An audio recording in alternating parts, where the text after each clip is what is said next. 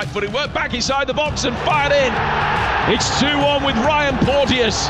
Watford fans saw that one all right. We know that there's a lot more to show and a lot more to give, so we just have to stay in contact and keep doing what we need to do. I think we've proved to ourselves more than anyone that this is where we belong to be, and this is where we're working towards. Into the near post, Frey hits it in, glancing header, and Queen's Park Rangers are off to a fantastic flying start. I think there's a resilience about Rangers now, and there's a better squad as well for Marti Cifuentes to pick from. Okay, we did the Everest last season, but last season is gone. Yesterday is gone. We won against Cardiff, fine, but now it's gone. Now we need to keep climbing. Now we need to keep going. Well, let's talk about the rest of the Championship as we build up to kick-off here at Bramall Lane. Watford QPR tomorrow lunchtime, live and exclusive across the nation, only on Talksport 2. Big win for QPR midweek at Cardiff. A couple of really good goals. Only their second win of the season, but it took them off the bottom of the table. They go to Watford tomorrow lunchtime. Ryan Andrews scored a terrific winner for Watford midweek against Bristol City. Tom Cleverley's sides didn't play particularly well, but their home record is stunning. 1-7, drawn 1, lost none at Vicarage Road. All told, it's 12 unbeaten at home under Tom Cleverley. The best run for the club this century, and that's in contrast to Watford's abysmal away form. They've lost more on the road than the bottom three. In fact, only Plymouth have lost more away games than Watford this season, yet Watford, Courtney Sweetman-Kirk, are in the playoff places. That's how crazy the Championship is. Yeah, it really is, and I actually did the game here, Sheffield United and Watford, and there was an expectation coming into the game that wasn't going to be easy for Sheffield United, and it wasn't. But you've got to give a massive props to Tom Cleverley, what he's done at that club, and it wasn't just necessarily obviously everything on the pitch. Off the pitch it seemed like a club that was in a little bit of a free fall. There's a lot going on, whereas that sort of noise I think has dampened down quite a lot because everyone's talking about what they're doing on the pitch, and for me I don't think they're in a race for automatic, but they're right in there for playoffs, and I think they'll have a right good go at it. You played. How can their away form be so bad, yet their home form so brilliant? What's going on there in their minds? It could be logistics, and funnily enough I was at the game at Carrow Road and I asked this to Wayne Rooney after the game as well, because obviously they've got a different situation with Watford, but they've got so far to travel every single week, and I find, as I say, away from home, at home you're set by your clock in terms of what happens. Everyone around the club. Obviously the home fans is a big thing as well, whereas away from home I think sometimes a bit more can go wrong. People can be taken out of their routine, so it's something that I think more so logistically they have to look at. And also when you're coming away from home and the way you play sometimes is a bit different, it's a bit more pragmatic, so I think that's something that obviously they've got to look at, because if they're going to go deep into the playoffs and make the playoffs, that away form has to be sorted out sooner rather than later. Rangers, we didn't expect them to be this bad, did we? No, certainly not. Because he came in and did okay last season. Yeah. It's a really inexplicable one, isn't it? Yeah, and I think, but that's the Championship, isn't it? As you say, you come in, you initially do okay, and then it was weird, and it's the same with Hull, isn't it? Where came in, didn't do great, had maybe a run of I think it was 4 or 5 games where it looked like it was on the up, and then it goes the other way again, and obviously the manager departs ways. And similar at QPR, didn't think they were going to be that bad. So again, what I will say about the Championship, and every time I look at the table, it's so tight. And I was watching the Leeds versus Luton game, and if they'd have won that night, I mean, there was nowhere near, they were so poor. But how tight it is, a couple of wins here and there, and you're climbing right up the table, so it's by no means gone. But in terms of the performances, wow, it's not been great, has it? Watford QPR tomorrow lunchtime live on Talksport 2. You mentioned Hull, no manager, Tim Walter has gone. We were telling you that on Tuesday. He was on thin ice. They lost. He got sacked after just 17 league games in charge. They've been linked with Mark Robbins. You wouldn't argue with that appointment? No, definitely not. In terms of a manager in the Championship that's got so much experience, in terms of obviously that bottom end as well. We know he's done so well with Coventry, but he's got that knack as well of being able to get them out of trouble year after year. So yeah, you wouldn't bet against him going straight back in, because I think a lot of people potentially thought Mark Robbins was hard done to lose his job in the first place. Luton, you're right, really didn't deserve anything at Leeds, but they did have had a couple of really good chances. Rob Edwards afterwards was talking about not executing what they've been doing. Their losing run is phenomenal this calendar year, and of course the first half of it was in the Premier League, I get that, but they've lost 21 of 36 league games in 2024. They've won just 6 of 36. Now, unlike Sheffield United, he's been unable to turn that mentality around. Yeah, he hasn't.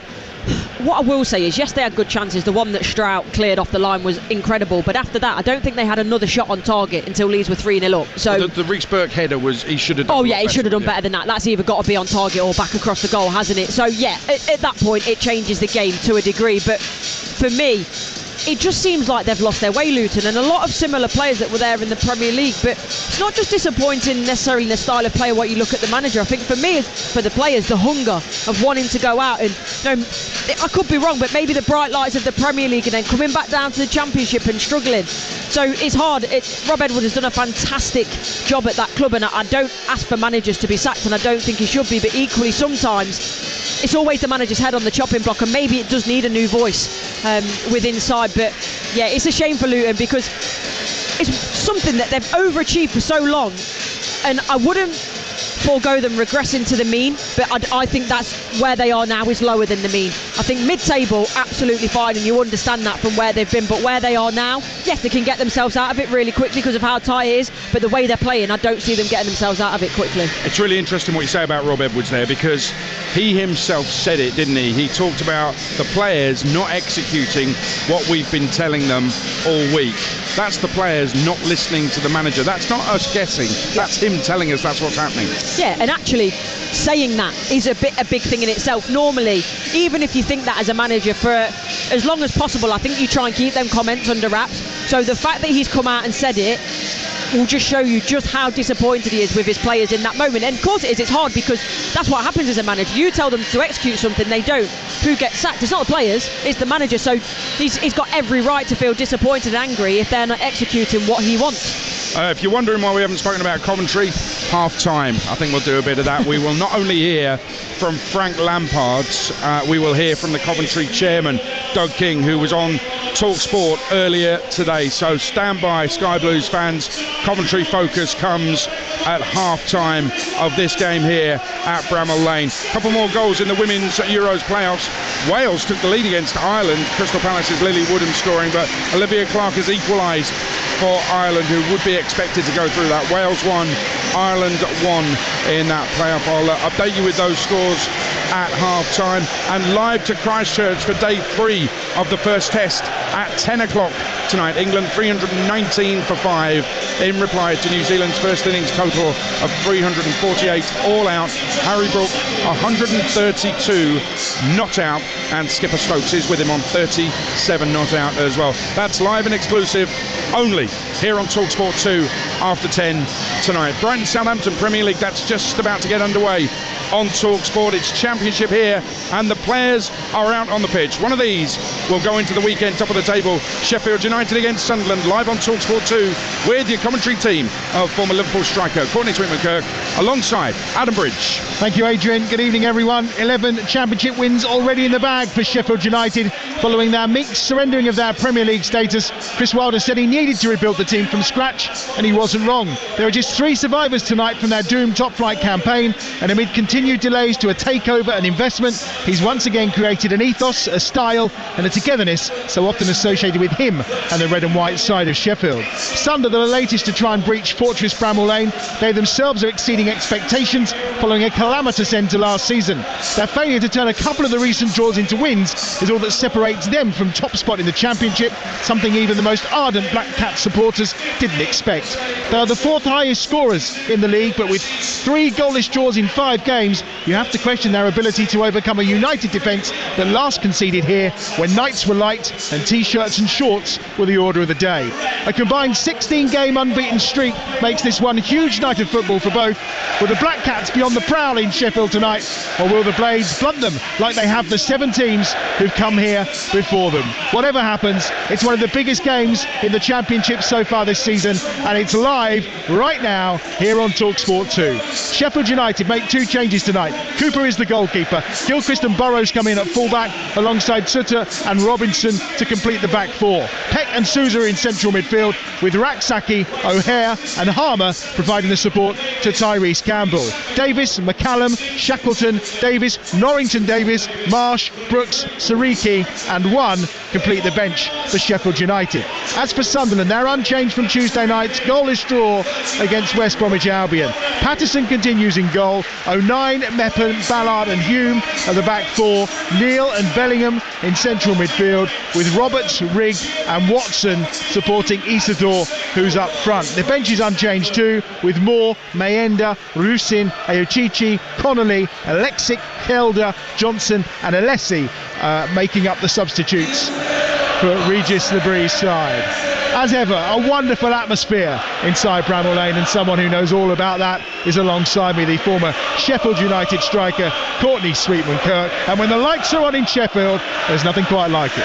Yeah, look, just listen to that. It's a fantastic atmosphere, and obviously when this team are going well, there's nothing like it. And obviously the crowd are trying to serenade the players for another big performance tonight, because they go top of the table. The impetus is back on them, and it's over to you, Leeds. And what a top of the table it's starting to look like in the Championship. Burnley, Leeds, Sheffield United, Sunderland, four massive clubs all striving to get their place back in the Premier League. And it's Sheffield United who are kicking from right to left in the opening 45 minutes here at Bramall Lane tonight, and they've immediately given the ball away. Isidore down that left hand side trying to charge forward, but a really good challenge in the end for Harry Suter. Is on loan of course from Leicester City. Charge down that left hand side for Burrows, who gets a decent ball into the box towards O'Hare, who couldn't quite get a shot away. It was well defended in the end, and it will be cleared here from the edge of the box down this left hand side.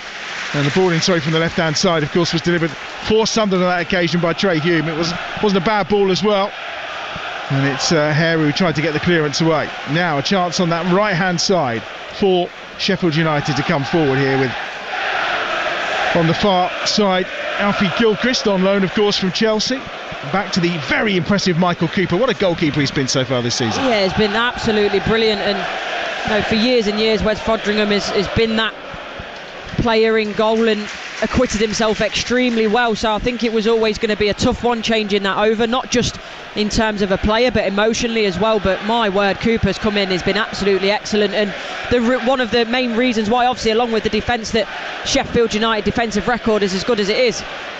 Yeah, Suter alongside Robinson tonight. Ahmed Hodzic of course is suspended after a bit of a brain fade, I think, against Coventry. Isidore's on the charge again here for Sunderland. He's just tried to slip the ball to the right hand side to Roberts, who tucked himself in on this occasion, but it's well looked after in the centre of midfield on that occasion by Peck, the youngster. Scored of course when he was playing for the England under-20s, and has made an impressive start to his Sheffield United career.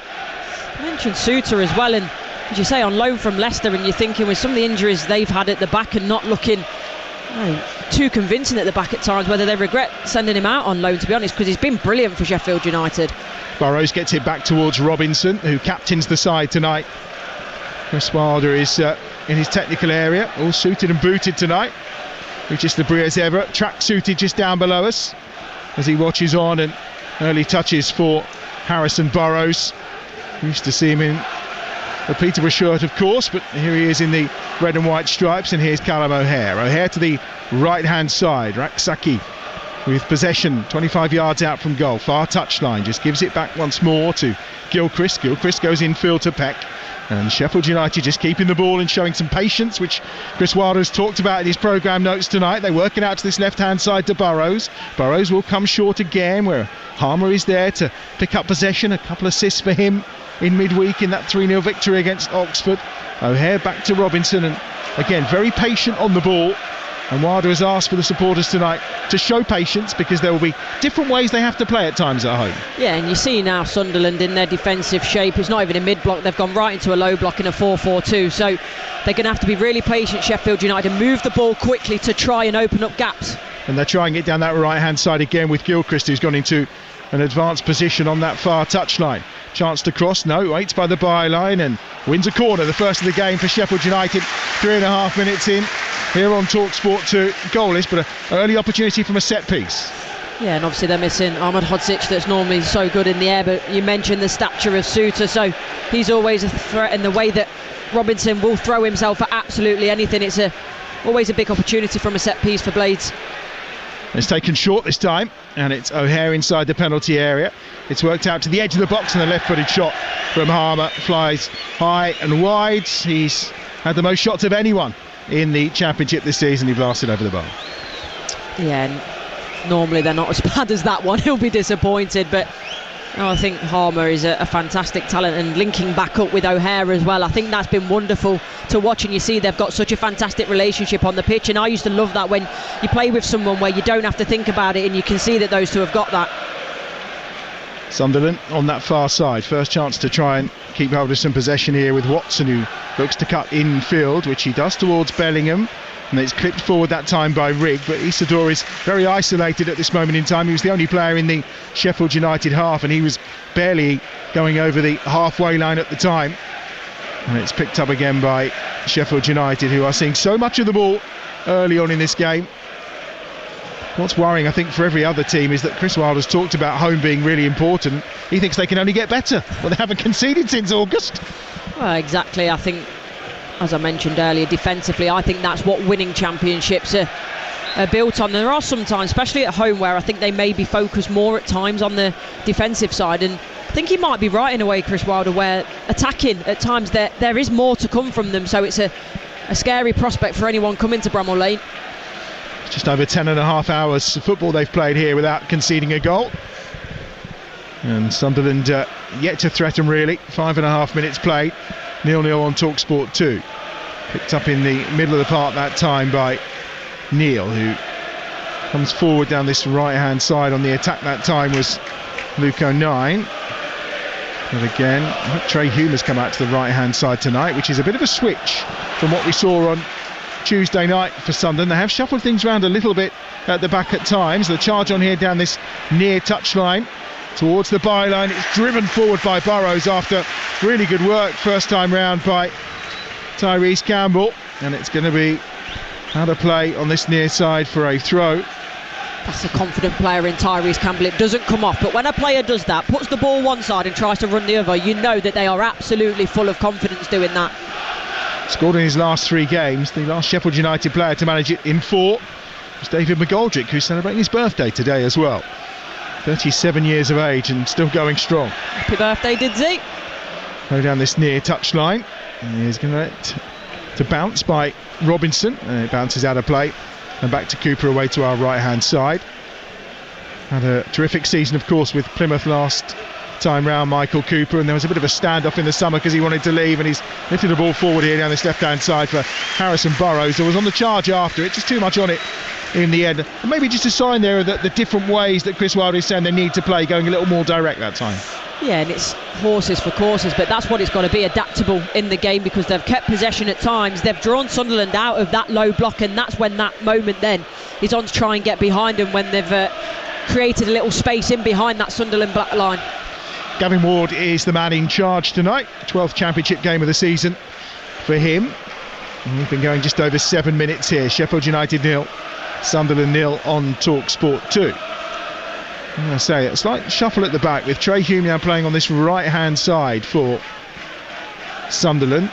Mepham alongside him, of course, and then Ballard, and on the left hand side today Luke O'Nien, which is the opposite way they set up on Tuesday night against West Bromwich Albion in that reshuffled backline. Dennis Sirkin not yet fit following surgery on his wrist. He's back on the grass as that's almost given away at the edge of the Sheffield United penalty area, but it took a good tackle again from Harry Suter to keep possession for the Blades, and then they try and work it forward down that right hand side. Vinny Souza inside the centre circle just turns his back on the potential pass and asks Sheffield United to build again from the back with Robinson. His diagonal is strong out wide to that far right hand side. Raksaki, lovely bit of skill to take it infield, and O'Hare is there to help support. Now Gilchrist wide on that right hand side, crossing position for him, and Raksaki have made the run inside the penalty area, but he can't guide it goalwards. Instead he just guides it to the left hand side of the upright of Anthony Patterson. Well, he deserved a goal just for the initial out on the right hand side. O'Nien gets caught underneath it,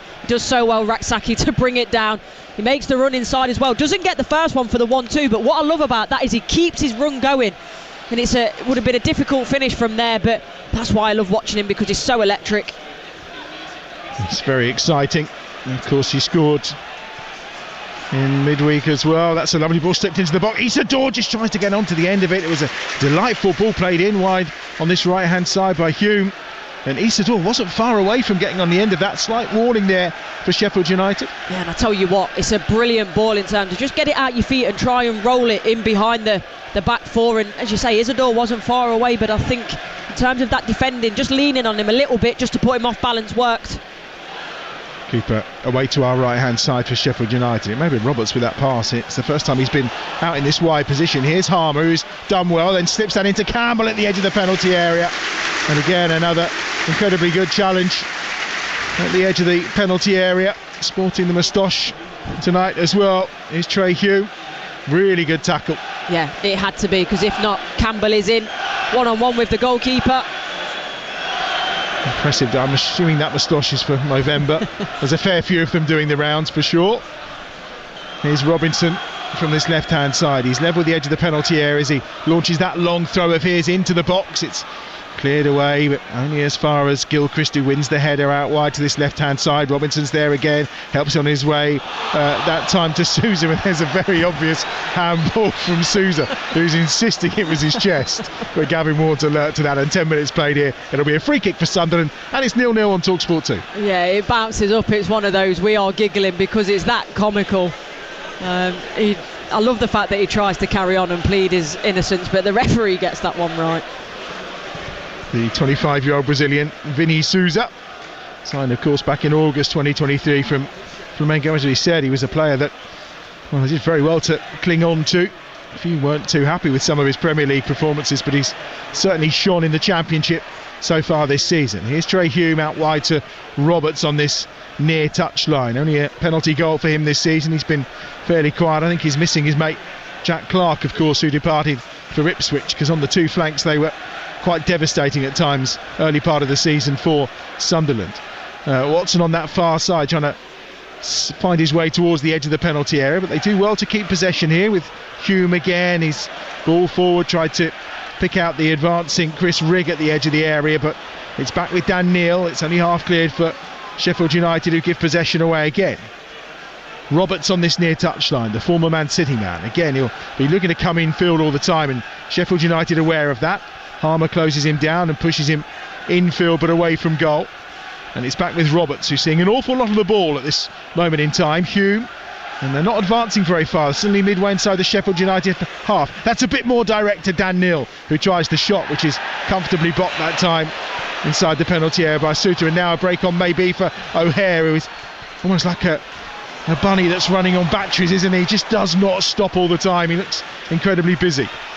Yeah, he does, and he's likened a lot to Jack Grealish, and you can see why. Got a similar stature, similar ability on the ball as well at times.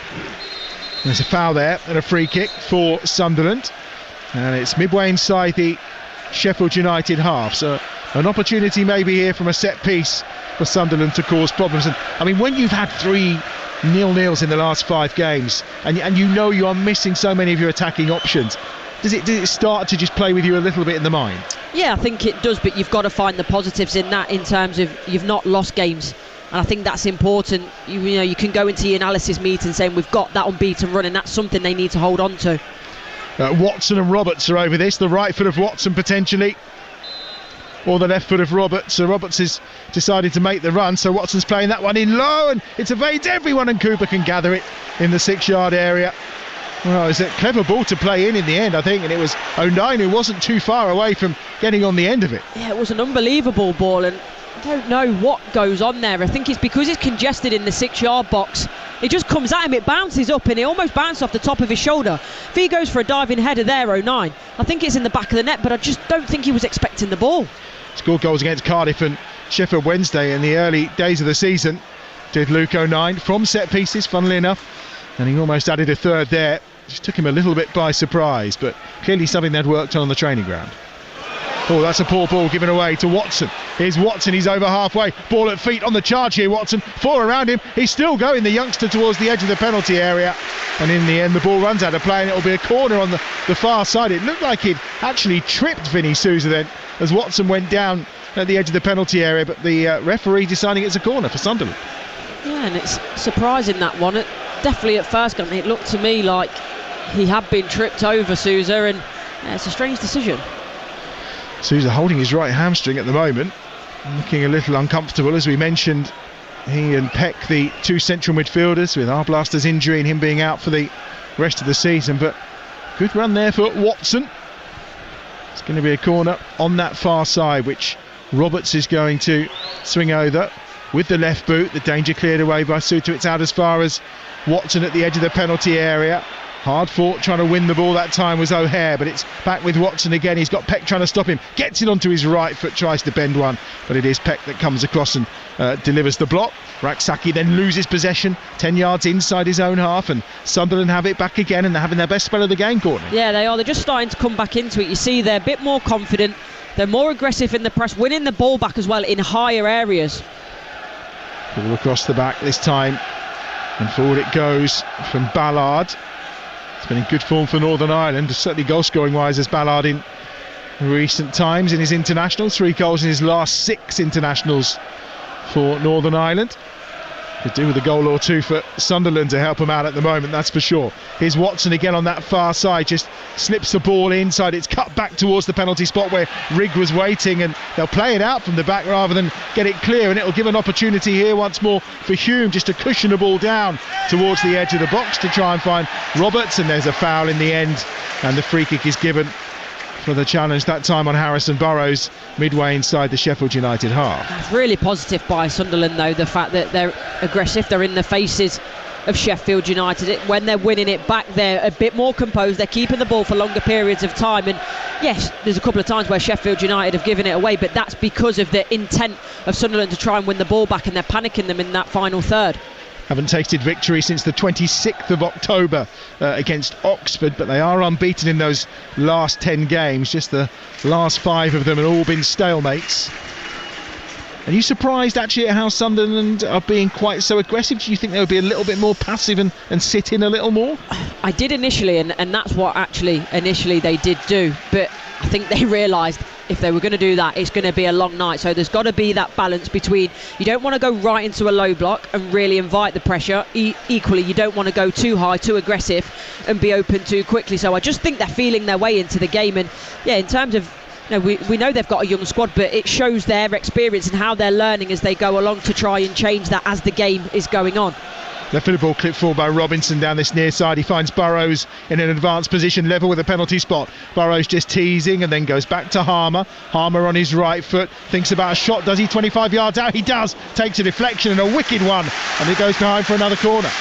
Yeah, and why not? I think Sunderland will be a little bit disappointed that they don't close that one down earlier, because he's allowed to run across the box 10, 15 yards. It starts to open up, no one's pressing him, and it's just lucky that the shot, they get the block on that Sunderland, and that as well could have gone anywhere, but Mepham does well. He does, the man on loan from Bournemouth, of course. They paid £12 million to take him from Brentford to Bournemouth, but he's spending a season up in the northeast as they swing the corner over. Right-footed one this time, an outswinger, which is quite surprising because 94% of Sheffield United's corners this season have been in-swinging. This time the outswinger, and it comes to nothing as the ball goes out of play, and it'll be a goal kick away to our left-hand side. It's been a breathless opening 17 and a half minutes here at Bramall Lane on Talksport 2, and it remains Sheffield United 0, Sunderland 0. Yeah, and it's in the balance, as I mentioned. I think early on Sunderland were under so much pressure from Sheffield United. They went into that low block, they invited the pressure, and the Blaze duly obliged. But now they're working their way into the game, Sunderland. They're working in areas that are higher up the pitch. It's just that last little bit for both teams, really. We've not had real quality in the final third as yet. It remains goalless as well over on Talksport in the Premier League game that's exclusive to Talksport tonight. Brighton 0, Southampton 0. If you are listening on the app, of course, you can just swipe across between the commentaries. And it's goalless in the FA Cup as well. Harrogate Town 0, Gainsborough Trinity 0 as things stand. Sheffield United with possession, with Robinson on halfway. Finds Burrows on this left-hand side. Back into Robinson again, of course, who missed a clutch of games, did Robinson. He was missing from the middle of August through to the early part of November, but he's back in full effect now. And boy, did they need him with that suspension for Ahmed Hodzic as well. But he's such an influential player, one of those 3 survivors from the Premier League campaign, of course. He's, along with his centre-half partner Suter, is a defender that loves defending, just not bothered about putting their body in the way at the right time. And that should be a defender's life, but it's a little bit different now. But he's still got that ability with his left foot playing out from the back too. Talking about ability, Gilchrist down that right-hand side has done incredibly well. And the free kick, I think, or the goal kick's been given, I say, by Gavin Ward on that far side.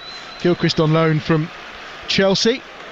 And again, another who's impressed in his time here so far at Sheffield United. He looks to have plenty about him.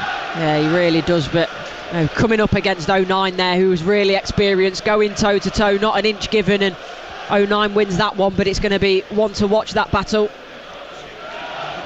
Certainly will, as the Sunderland play out from the back. A real dangerous game, playing over the top of Tyrese Campbell on that occasion, inside their own penalty area, but it's worked. They've broken the press down this right-hand side with Trey Hume, who's still going towards the edge of the penalty area. Roberts is outside him here on the near side, doesn't fall nicely for his left foot, and in the end it's had a play for what will be a throw to Sheffield United, right by the corner flag in their left-back position. Yeah, and Hume initially does well, but I think there's a bit of indecision. Isidore checks his run about 3 times to try and get on the ball, so I think he can see him out the corner of his eye, and then by the time plays the ball down the right-hand side, it was too late. Just needed to go half a second earlier, in my opinion.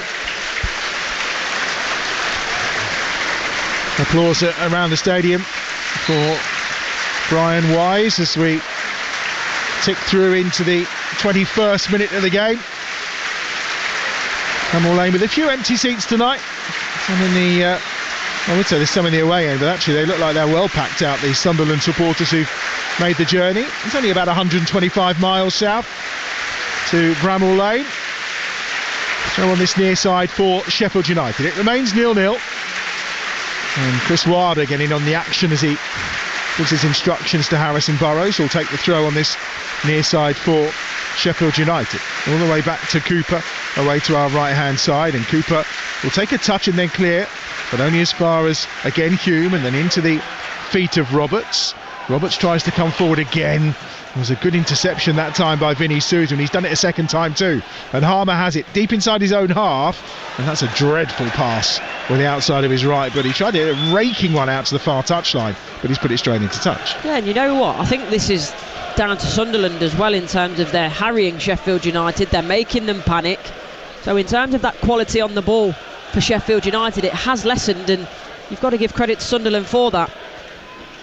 Plenty more live football for you across the weekend. Tomorrow lunchtime, of course, we're back in the Championship here on Talksport 2. Watford against Queen's Park Rangers, that's from 12:30. And an early start tomorrow for Game Day Live with Adrian Durham, Darren Bent and Scott Minto from 1 o'clock over on Talksport.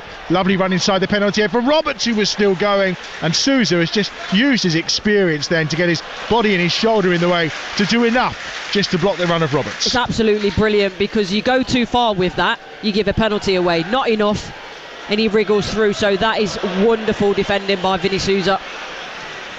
Robinson from the left back position clips it forward, just a chipped ball in the air, and it's taken down this time by Hume, who then turns forward on this near side, and there's a free kick given away for the challenge on Neil on halfway for Sunderland. Midway point in the first half already. This game really rattling along, still 0-0, and not really a clear goal scoring opportunity for either side as yet. No, it's in the balance. The momentum has certainly shifted as we've gone through the game to and fro. Early ball into the box that time from the left-hand side by Luke O'Nien, but it was a head of Isidore again and easily gathered by Cooper. Yes, something that I do think though Sunderland are trying to pinpoint, that early ball out from the flanks in behind the back four of Sheffield United, and I think it's the right idea. The forwards are making the right movements. It's just then that last little bit of the quality on the ball. Both these sides only suffered 2 Championship defeats so far this season. Of course, for Sheffield United, they were back-to-back defeats in mid-October, both away from home against Leeds and Middlesbrough. Again, 2 sides who you're sure are going to be there or thereabouts come the end of the season. Sunderland, of course, won their opening 4 games of the campaign before losing a 5-goal thriller down at Wayne Rooney's Plymouth as well. Sheffield United then, as they have had for large portions of this opening 23 minutes, in possession down this left-hand side with Robinson into Burrows to Harmer, and his touchback finds Sousa, who has to make 5 or 6 yards to collect possession back towards his own halfway line. And Sousa will now look to the left. Robinson's there. Everyone's inside the Sunderland half. Robinson goes direct this time to the far edge of the penalty area. He was looking for Raksaki, I think, and it's nodded safely down into the arms of Patterson away to our left-hand side. Yeah, and it's actually really calm defending, isn't it, in that situation, because you know if you get that wrong, then you're giving the ball to Sheffield United in the box. But Sunderland are certainly growing into this game and looking great value. 25 minutes gone. Yeah, Patterson with 7 clean sheets to his name in that Sunderland goal, and 10 for Michael Cooper, so we've got 2 of the best in the Championship on show tonight for sure. 2 of the best defences as well. 12 goals conceded by Sunderland, just 9 by Sheffield United, of course, only Burnley with fewer.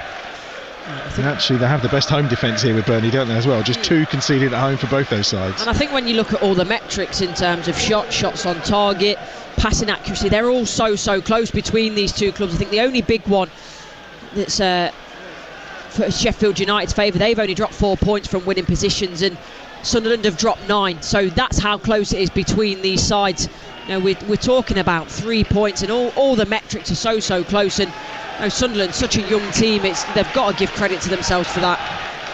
First time I think we've seen Joe Bellingham on the ball, and he's helped to set Sunderland away down this right-hand side with Roberts, who has Trey Hume with him in support. Does well though, as he just steps away from Harmer, but again he's almost running into a cul-de-sac because he's gone nowhere, not really aggressive enough, as Hume tries to be the aggressor and does well. Here's Rigg, edge of the penalty area, tips that one across to Bellingham. Bellingham 25 yards out, thinks about a shot, then goes out to this right-hand side where Roberts is waiting. Right hand edge of the box on the angle, slips it to Hume, cuts the ball back inside the penalty area. Chance to finish for Bellingham, it's blocked, and it's blocked well, and there's the shot from Watson, and it's over the bar. Well, just for a moment there, that charmed Sheffield United goal that hasn't conceded here since August looked like it was in real danger.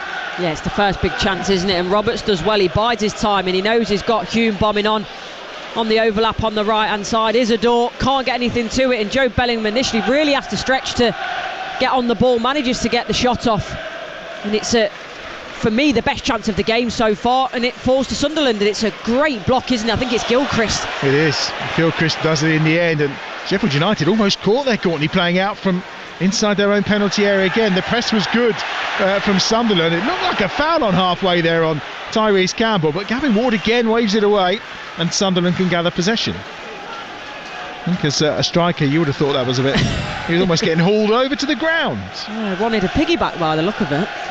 Remind us, once we're done here of course tonight at Bramall Lane, we're off to New Zealand, to Christchurch for day 3 of that wonderfully poised first test between New Zealand and England.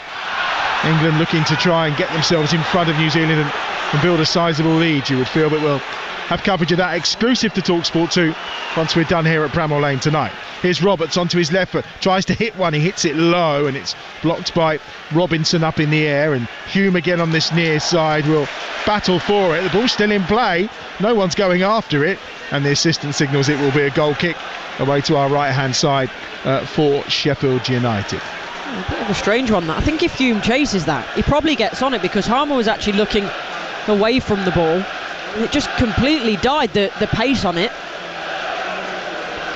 We've had 27.5 minutes. It remains Sheffield United 0, Sunderland 0 on Talksport 2. Almost at December, of course. Busy December coming up across the Talksport network. 50 live games for you throughout December. It will be a real cracker of a month, you feel, as Bellingham pokes that with the outside of his boot forward. Oh, lovely touch. Here's Watson. Watson in the penalty. Still going penalty. Has to be. It is a penalty. Gavin Ward points to the spot. Watson's the player that goes down, and it was elementary there as Watson went to the ground for Ward to point to the spot. It really was. Well played, by the way, with that. Love that little Sherlock Holmes reference. But no, in terms of the way that Sheffield United there were wide open, that's not something that we're used to seeing from them from defence. Yes, the run from Watson was brilliant, and the way that he opens up to either look like he's going to shoot or pass it out to his right and then just curls it back inside. There is no doubt about that one. It's a Stonewall penalty, and I don't really know what Robinson is thinking there. He knows he has to take evasive action, don't get me wrong, but the initial shape of that Sheffield United defence is worrying. Well, Watson's been impressive so far tonight. He's won the penalty, which Patrick Roberts, who's already converted one this season, will take. It's Roberts against Cooper, away to our right-hand side. Couple of steps, left-footed save by Cooper, turned around the post, a terrific save low down to his left-hand side. It wasn't the best penalty, however, Cooper did so well to get down so low so quickly, and yet again Sheffield United keep that record of not conceding here since August intact. Yeah, don't get me wrong, wasn't a fantastic penalty, but had a fair amount of power on it, and as you say, for Cooper to get down, and then the fact that he parries it away, not back into the danger, it's a fantastic save. It's a corner for Sunderland down this right-hand side. Second penalty of the season for Roberts, scored one, missed one. Goes down in the stats book for him. Listen to the noise now inside Bramall Lane. All the hard work done by Tom Watson. No reward though. And it's going to be Rigg, I think, who's going to deliver the corner from this right-hand side. Just waits for a moment. Gavin Ward not happy about some of the stuff going on inside the penalty area. He's always been in there once to have a conversation, and now he's pulling players out, and he's pulling Robinson out in particular, and Meppel. Yeah, and they're obviously just jostling for positions, aren't they? I think sometimes this frustrates me with players, because referees give chance after chance. He's saying no more, so hopefully that is that, but sometimes referees give chance after chance. Just book them, they'll stop doing it. Well said. Here's the corner on this near side, which Rigg will take. He's got Watson short, and it's Watson the option he goes for. He's on the charge again on his right foot. Brilliant from Watson, drills it across the box. Comes back out against the left foot of Rigg, swung towards that back post. Cooper goes up, loses it first time, but gathers it at the second attempt, but the offside flag was up anyway. Game has sprung to life now. Yeah, it really has, and you feel for Sunderland's sake, they need to try and capitalise on this good momentum that they've gained. Again, Watson does really well down that right-hand side. It's a fantastic ball in. He knows there's lots of bodies in there, so drill it hard and low. But this is the time for Sunderland to really push on. And you know, we spoke about their draws, haven't we, in recent weeks? And this is why, because in these types of moments, they haven't converted the chances that they've got. Listen, a brilliant shot of an older gentleman in the stand behind the goal who had his fingers crossed, eyes shut, and he was praying upwards as that penalty was about to be taken. Well, all his prayers were answered. Watson again on that far side. He's giving Gilchrist a tough time, but on this occasion Gilchrist is more than up to the job. It'll be a throw for Sunderland down that left-hand side. When you are struggling for goals and you get a penalty, I mean, what an opportunity. Yeah, and it's Roberts. It's not the worst penalty I've seen, but it's not great in terms of the direction of it. Wasn't anywhere near being in the corner, and this is where normally your eyes light up and you think, yes, this is the opportunity. And it'll be interesting to see what that does now mentally to Sunderland, because they might be thinking, here we go again, we had the opportunity to go ahead, we haven't. Is it going to be the same old story that it has been for the last 5 games? Early in the season, Michael Cooper went 677 minutes without conceding a goal. He's made another terrific save tonight. Here is Watson in the box on that left foot of his, drills it across, and it's going to be a goal kick, because I think it definitely came off maybe Bellingham, who was inside that 6-yard box, or Isidore in fact at the near post. Watson was certainly going for goal, but his own players dubbed it behind for a goal kick. Yeah, and again, Watson's the one, isn't he? He's the one that looks like, if anything's going to happen, the breakthrough for Sunderland, it's going to be coming from him, and it's another wonderful ball across, and I think that should have been a corner actually. Yeah, it looks like it should actually, doesn't it? Looking at the replays, Brighton are in front in the game that's live over on Talksport right now. Matoma, the goal scorer for Brighton, who lead Southampton by a goal to 0. And of course, if you are listening on the Talksport app, you can flick across to commentary of that game. But why would you want to leave us here? Because this is just bubbling up nicely. Almost 33 minutes played. It remains Sheffield United 0, Sunderland 0 on Talksport 2. A penalty already saved in this game by Michael Cooper to deny Sunderland, and a free kick goes the way of Sheffield United, hence the ironic cheers around us. Yeah, and it was because as well, just probably about 30 seconds earlier, it was Mepham and Campbell. He had so much of his shirt, Mepham, it was unbelievable. And then there's that moment where then I get confused with the referee, because for me, you need to be consistent. There's loads of tackles flying in, 6 one and half a dozen the other, so why let some go and pull some up? It doesn't make any sense. Long one over the top to try and find Harmer. Burrows was coming in as well, but Sunderland win it back with Rigg, and now Bellingham. Bellingham gets it forward into the feet of Isidore, who's challenged, and Sheffield United win it back with a bustling challenge that Isidore didn't like, but the referee was fine with. And it's Vinny Souza inside the centre circle, and maybe that's what Sheffield United need, because I think about the last 15-20 minutes it's been all about Sunderland. Raksaki on that far side though, trying to make things happen here for the Blades. Souza goes in for the challenge, but the pass to him did leave him in a bit of a precarious position, and Isidore gets a touch for Sunderland. Now a chance to break away, this time with Rigg. Advantage being played. Watson towards the edge of the penalty area, left hand edge. Watson still going on his right foot this time, and he shoots just wide of the right hand post of Michael Cooper. And there is going to be a yellow card here, and it's coming for Souter for his initial challenge on Isidore that the referee waved play onto. Yeah, and I think Watson there, the angle might have closed down for him. It's hard to tell from here, but for me, you've got to be trying to go across the goalkeeper, because you play the odds, not just then if it goes in for you, but it might ricochet, it might come to a teammate. I think it's really difficult in that position to try and find the near post, and that's what we're seeing with this side, isn't it? Sometimes it's a little bit of decision making, but they're so young, some of these players, and it will come with experience, with time, but they need a goal now. Well, they've certainly been the better team, haven't they, for much of this first half, that's for sure, and mainly driven by young Watson over there. Yeah, and they've looked the most threatening, without a doubt. And what I love about it from Sunderland is actually, yes, they're under pressure, but they've figured it out as they've gone along on the pitch, and I think that's a fantastic thing, especially when you've got such a young side. It's a brilliant flick from Roberts. He finds Rigg. Rigg just holds the ball up nicely to try and escape from Peck that time, but he loses out in the end as there was additional support coming for Sheffield United, and Harmer now down this left-hand side finds Burrows, who goes early to Tyrese Campbell, who then just tries to clip the ball round Mepham, and in the end it runs out of play and will be a goal kick away to our left-hand side for Sunderland. 10 minutes to go in this first half on Talksport 2. It remains Sheffield United 0, Sunderland 0. And Watson again just coming a little bit deep on that far side now to pick up possession. That breaks to Peck for Sheffield United, but Watson intervenes midway inside his own half, gives it short to Joe Bellingham, and he'll go to this right hand side where Trey Hume is waiting. Roberts is on the touchline right in front of Chris Wilder down below us. He goes infield again to Chris Rigg, who's looking tidy on the ball. He likes to look after it.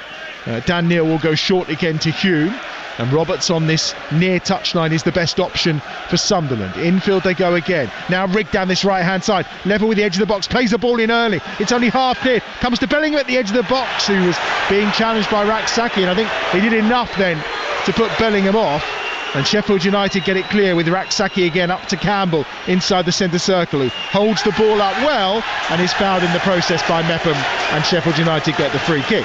Yeah, and again Sunderland do really well down that right hand side. The only thing I will say is when that ball goes in, there's got to be more players in the box to aim for. It's lucky that Joe Bellingham is trying to back it up on the edge of the box, but in an ideal world you want 3-4 players in there, try and compete for that.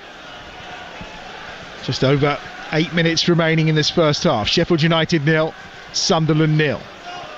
Top of the Championship, very little to choose between them, but the visitors, who are unbeaten in their last 5 on the road, have been the more impressive of the two sides, but failed to take the best chance of the game.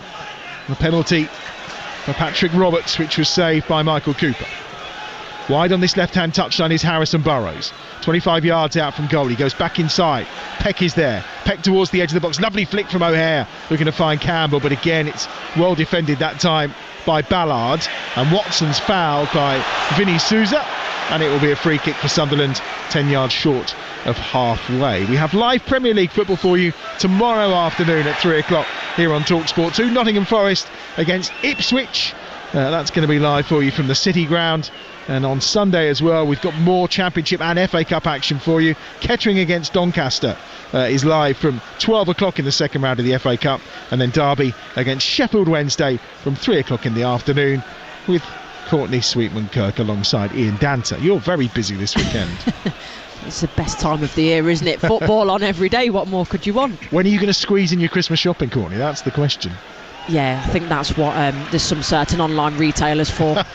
Here is a lovely charge forward, this time by Ballard, who's still going towards the edge of the penalty area. Isidore was offside, and it will be a free kick for Sheffield United at the edge of their own penalty area. And Ballard will now slowly make his way back to try and get into some shape.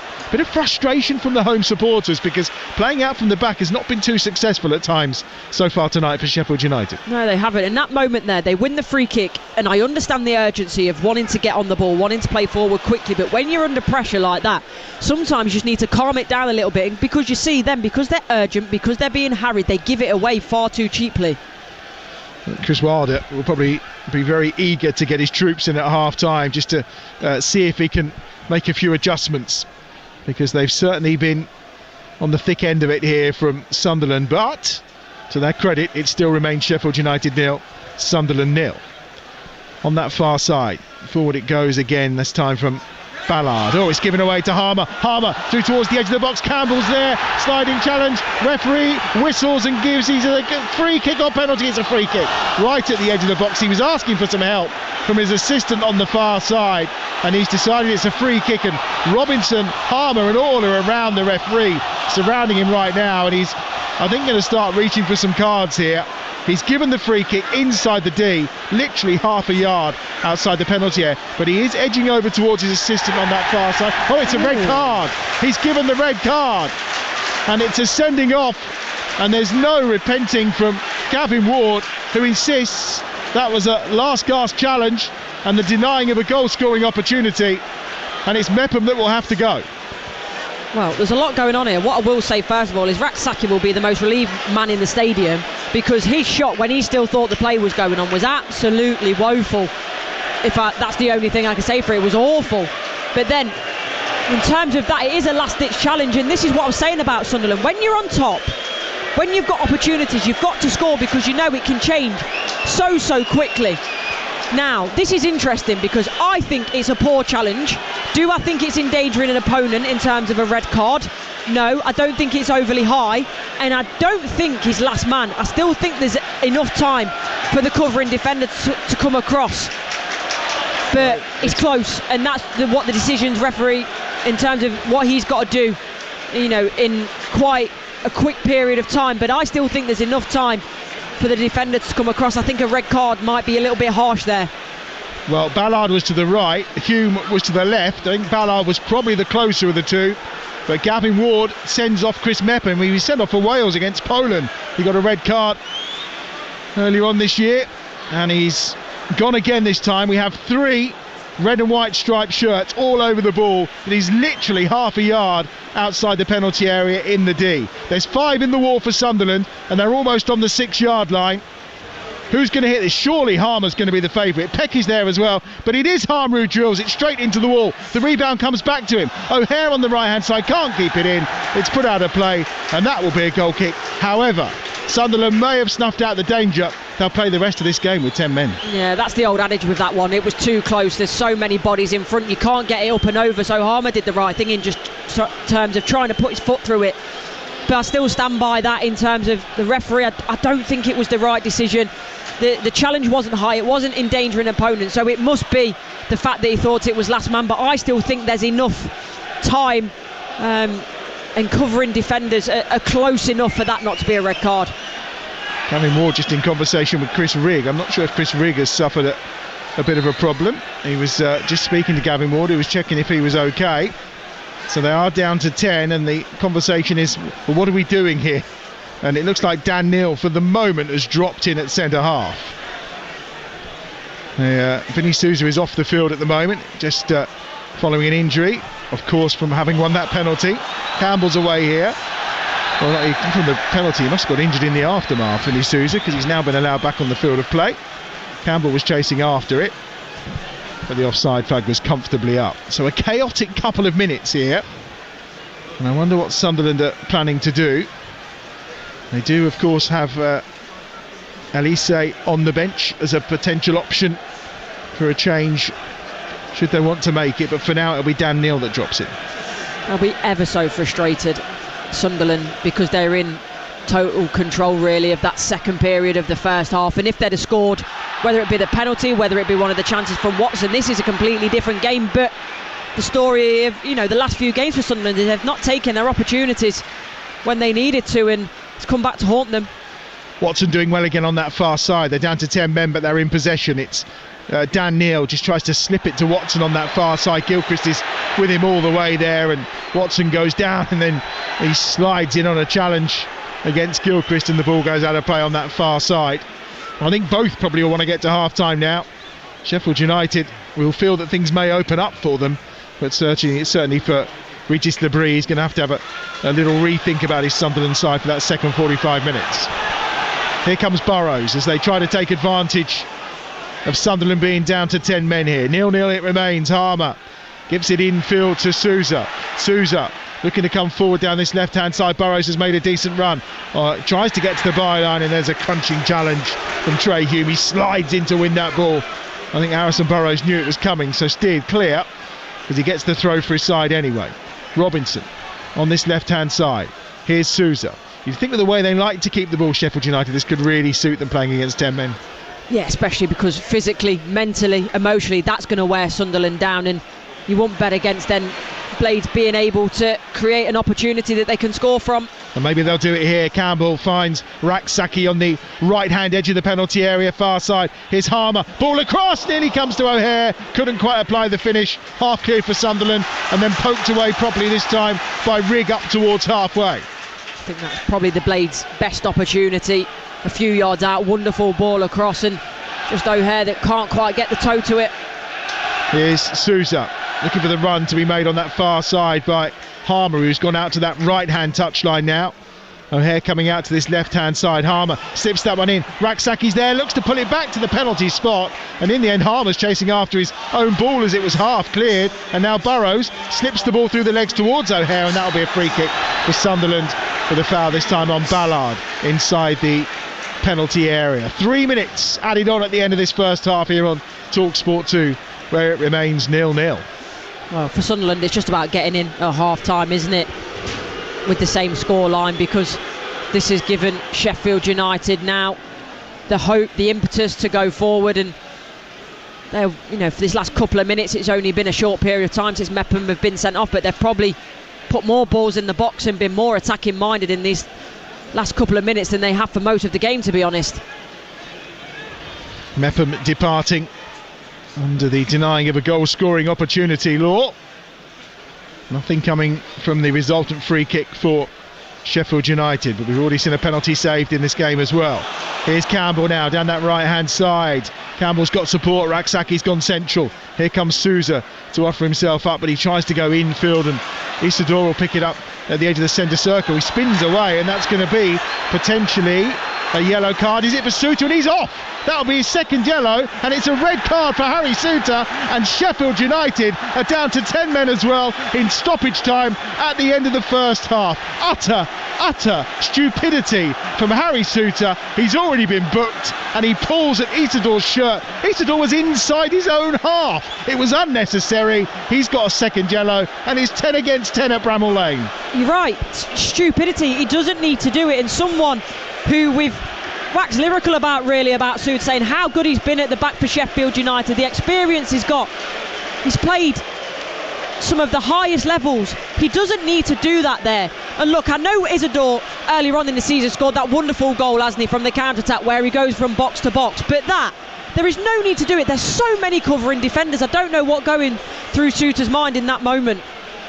Well, we said this was a big game, and boy, have we got some drama towards the end of this first half. It's still goalless, but it's now 10 against 10. Harmer in a foot race here with Dan Neil. Dan Neil will get there first, and he'll give it back to Patterson, who just very calmly, maybe he's the only calm one down there out of the 20 heads that are currently on that football field. He just lays the ball down nicely. Roberts has gone down very easily there under the challenge from Harrison Burrows, and Gavin Ward having none of it on this occasion, and Sheffield United will keep possession. You're right though, There was 2 defenders covering Harry Souttar. Yeah. Utter idiocy by him. Raksaki coming in now into the penalty area on that far side, trying to get on the end of Alfie Gilchrist's long ball, but it's gathered nicely by Anthony Patterson. I think we're in for a rip-roaring second half here with 10 against 10. And it's just beggars belief how this game has gone, and Souttar one of the more experienced players on this pitch, but it just shows you when sort of the atmosphere, the noise, the cacophony of it all, and the adrenaline gets pumping, sometimes you do lose your mind, and that's what he's done in that moment. There is no rhyme or reason for doing that. Half time at Bramall Lane then. 3 minutes added at the end have been played, and well, what an enthralling 45 minutes it was. It may be goalless as they head into the break, but plenty of action, plenty of incidents. Starting, of course, with that penalty save from Michael Cooper to deny Patrick Roberts low down to his left-hand side. That was after the youngster Tom Watson was fouled inside the penalty area. Then we saw a red card for Chris Mepham as he brought down Tyrese Campbell right on the edge of the box. Gavin Ward, the referee, deciding he denied a goal-scoring opportunity, and therefore Mepham seeing red straight away. And 3-4 minutes later, if that, Harry Souttar, who had already been booked, decides he's going to tug at the shirt of Isidore, who was inside his own half with 2 defenders covering, and he gets a second yellow, which means at half-time they've got 10 apiece coming out for the second period. It remains Sheffield United 0, Sunderland 0.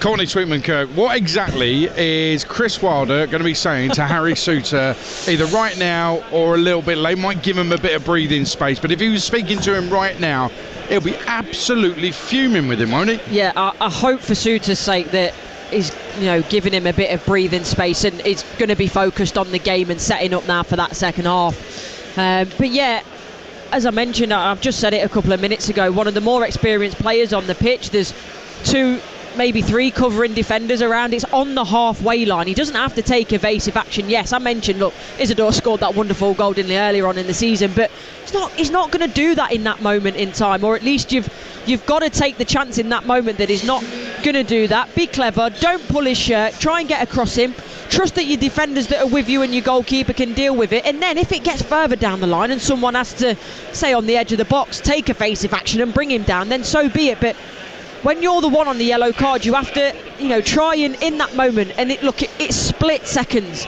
but still you have to realise that you're on a caution and you cannot do that. Yeah, he has to be smarter. There's no doubt about it. What about the other red card? For me, I thought it was a red card, but when you break it down, it's hard to analyse. Mepham was sent off. By the way, we must mention 09, who's given the ball away near the halfway line. He's played his part in a ridiculous situation for Sunderland, okay? And then Mepham's got a choice. Does he go in? And I think that's the key to it. You've got to ask 2 questions. Was it serious foul play, or was it denial of a goal-scoring opportunity? Well, Isidore's already tapped the ball back, so it's not a clear goal-scoring opportunity. There are other defenders around.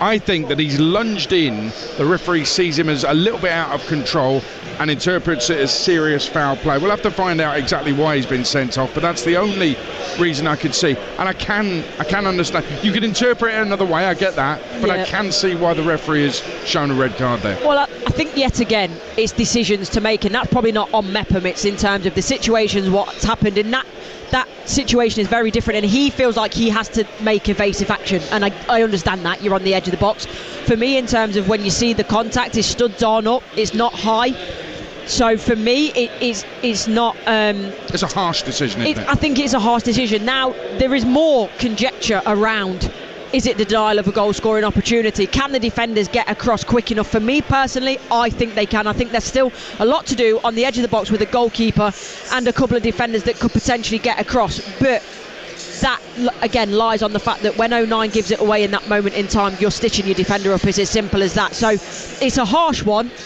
but I get the decision by Mepham, whereas Souttar, I don't understand why he's making that decision when he does on the halfway line.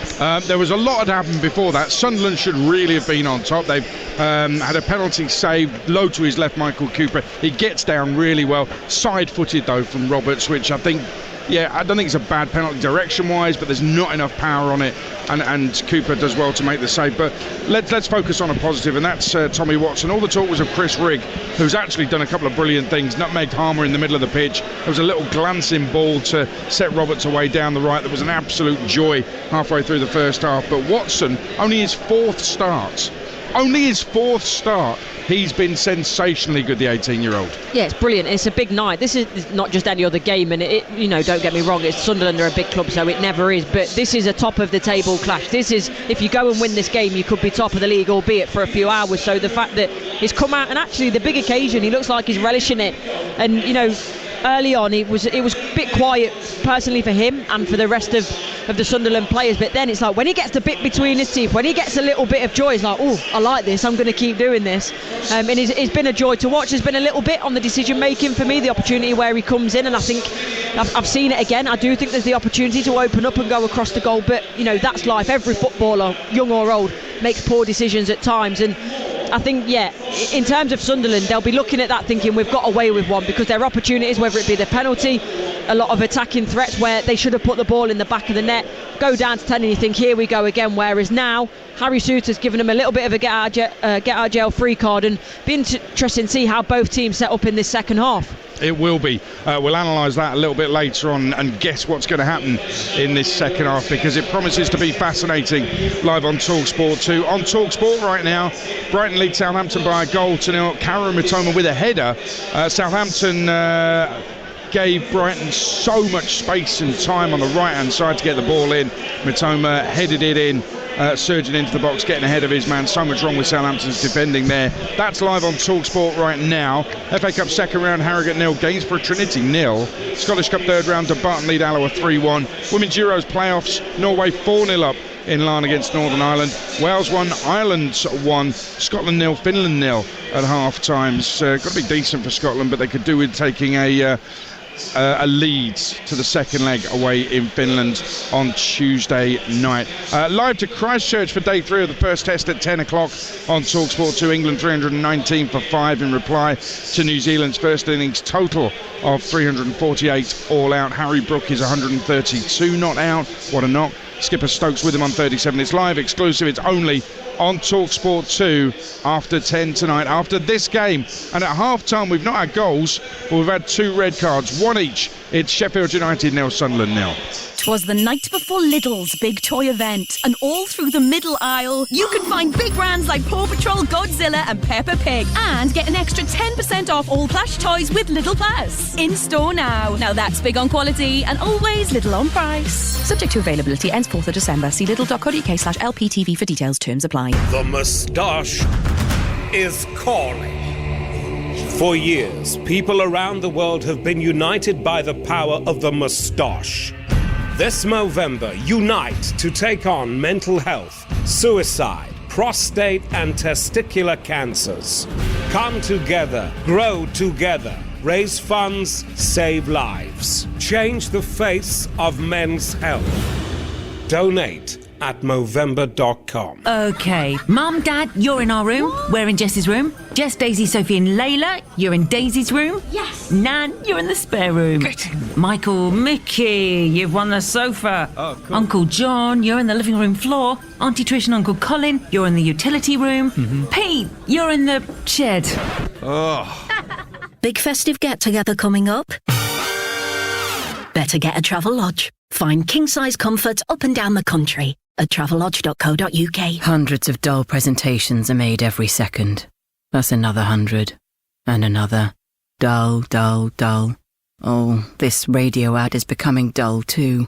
If only Canva did radio ads, then this ad would be designed to be engaging, exciting and full of creativity. Just like their gorgeous presentations. Oh, so visual documents and piece of cake videos. But they don't. Canva. Design against dull. Meet Sage Copilot, your new AI productivity assistant that understands natural language so you can get straight to what you need. Copilot, draft emails to chase unpaid invoices. So, if you're a baker, like Diana, it could mean spending more time on what really matters. That's more carrot cake she can bake. Small businesses could save 4 days a month on financial admin. Search Sage Copilot to get early access today. Sage, helping business flow. What do you get if you cross Santa with a duck? A Christmas quacker! If it's about time you brought more than just dad jokes to the Christmas table, H. Samuel's best ever Black Friday sale has you covered. With 60% off sparkling diamonds, 50% off designer watches, and 25% off full price jewellery, find gifts more impressive than your one-liners. The H. Samuel Black Friday sale, in-store and online now. Hurry, prices won't get any lower before Christmas. Terms and conditions apply. Game day. Score some Saturday football. It is in! Tomorrow, exclusive full match commentary of Nottingham Forest versus Ipswich. Coverage from 2:30, kick-off 3 p.m. on Talksport 2. Feel the power and the glory. It's goal time. And he scored, it's a brilliant goal! Fired up and raring to go. EFL Live on Talksport 2. Live at Bramall Lane, where it's Sheffield United 0, Sunderland 0, both sides down to 10 men. Second half to come, live and exclusive here on Talksport 2. Saturday, tomorrow, Talksport 2, lunchtime, it's Watford QPR commentary from the Championship, followed by Forest Ipswich commentary at 3 in the Premier League, followed by Premiership rugby commentary at Bath Exeter later on. This Sunday, so much live sport on Talksport 2, midday, FA Cup second round, non-league Kettering against League 2 Doncaster. The Euro 96 hero who managed Kettering for a few days, Paul Gascoigne, of course it was, who else would it be? 3 o'clock, Derby against Sheffield Wednesday. Courtney Sweet-McKirk will be there for Talksport on Sunday afternoon, and that's followed by NFL Live. Cardinals take on the Vikings, then from 9:30 New Zealand against England. First test live from Christchurch. That's where we'll be after this game is done at 10 o'clock on Talksport 2. Let's focus on Coventry. They have appointed Frank Lampard. They're 17th in the table, 2 points from their last 4 games, and Frank's already spent some time with Talksport's Adrian Clark. Big boots to fill. Did the prospect of sort of following Mark Robins make you think twice about applying, and does it add any more pressure? Well, I don't know. What I have got is a lot of respect for him and the job he did. I actually used to cross paths with Mark a bit when I was actually managing at Derby, and was always very polite, always very respectful. So a really good football man who did a great job here.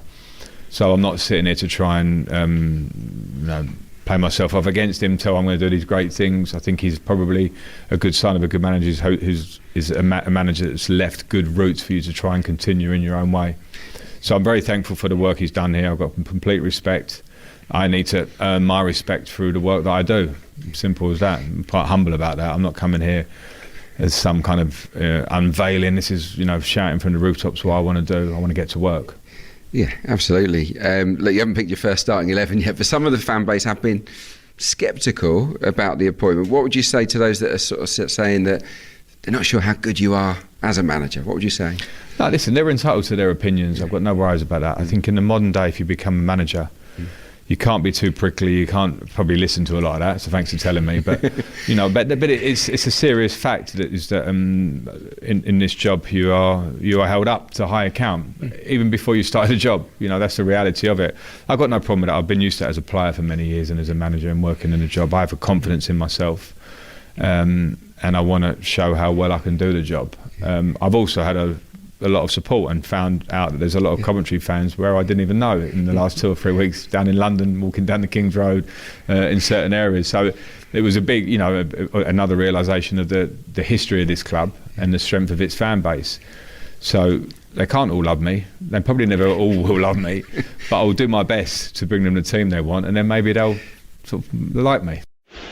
They can't all love me. Of course, they'll all love you if you get them promoted. I think that's the key. Some great questions from Talksport's Adrian Clark interviewing the new Coventry manager, Frank Lampard. Adam Bridge, you're watching Coventry tomorrow. What are you expecting from Frank Lampard once he gets settled in at Coventry? I was going to say, he's had a couple of days, so I don't think we'll expect too much tomorrow. The one thing you can always say about Mark Robbins' Coventry side was that they played good football. And I think from what we saw of Frank Lampard at Derby, he will want to play good football again. They have got a great crop of young players with a little bit of experience mixed in. I think that's probably the one thing in January he may try to do something about. There are a lot of young players, but not so much experience. I know Mark Robbins wanted a few more older heads in the summer, but got some more youngsters, which he wasn't overly happy about, which I think is part of where the relationship started to break down. But I think that this is a great opportunity for Frank Lampard, isn't it? I mean, he did a good job at Derby. It's not been so great since then, and I think it's a perfect club to try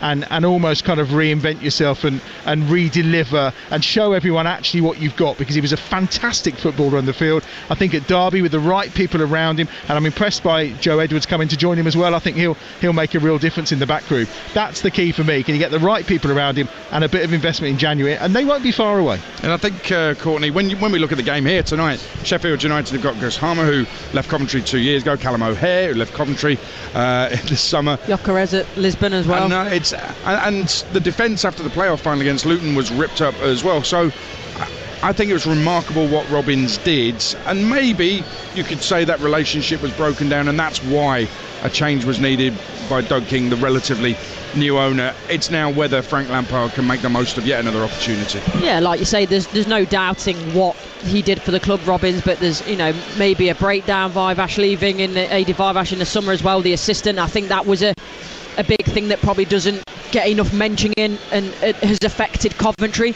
But you're right, I think it's a fantastic opportunity for Frank Lampard off the field. In terms of the club, it's more stable now.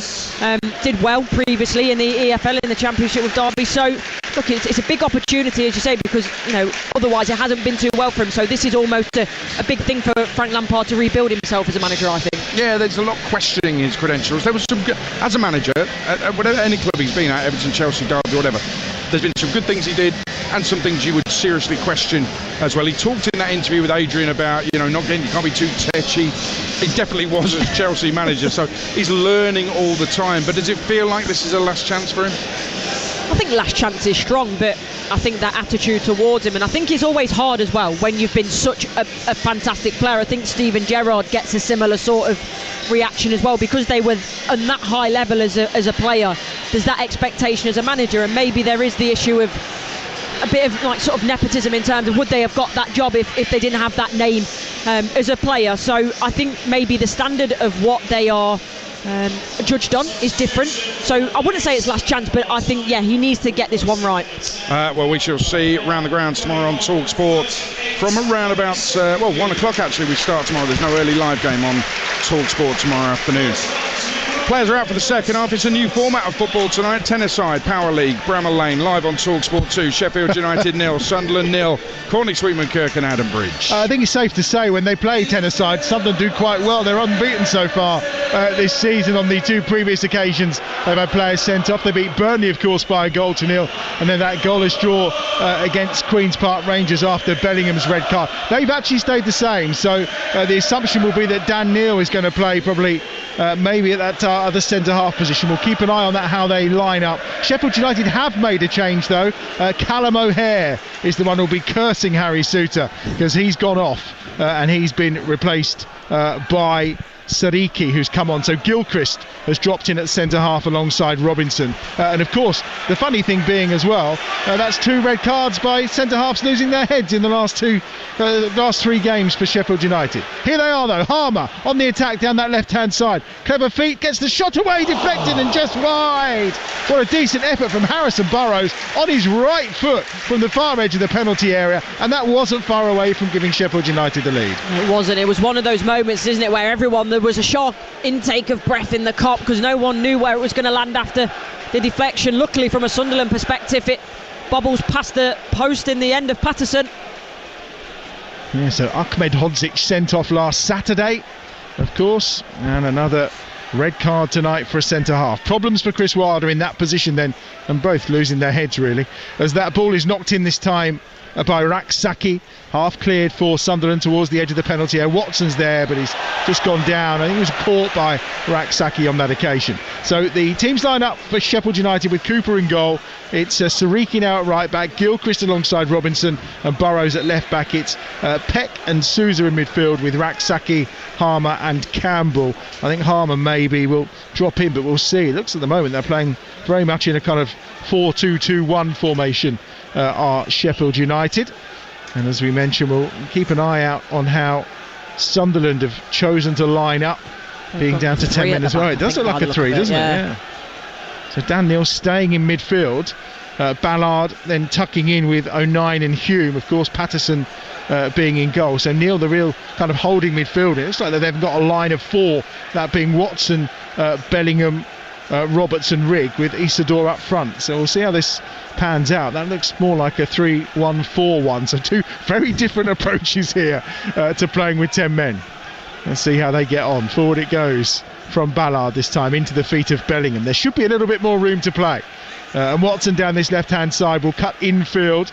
Sunderland kicking from right to left towards their travelling fans in this second half. And they have possession on that far side at the feet of Patrick Roberts. Roberts goes back short this time to the right foot of Hume, whose ball in is just over the back of Joe Bellingham, who will keep it in by the corner flag on this left-hand side for Sunderland, all in that kind of blue outfit today. The red and white stripes, of course, being taken by the home side, Sheffield United. Here's Bellingham, left-hand side, onto his right foot, looks to go wide, onto his left foot past Sadiqi, but too much on it. Good defending from Sadiqi, the substitute, and out for a goal kick away to our left-hand side. Yeah, he does well, Sadiqi there, just getting his body in the way and making sure that Joe Bellingham can't just cut it back again, and he was trying to drive in with his left foot. But it's definitely interesting in terms of how they've set up Sunderland, are more expansive. They're sort of foregoing the midfield in a sense, trying to overload Sheffield United in wide areas, and it'll be interesting to see how this one pans out.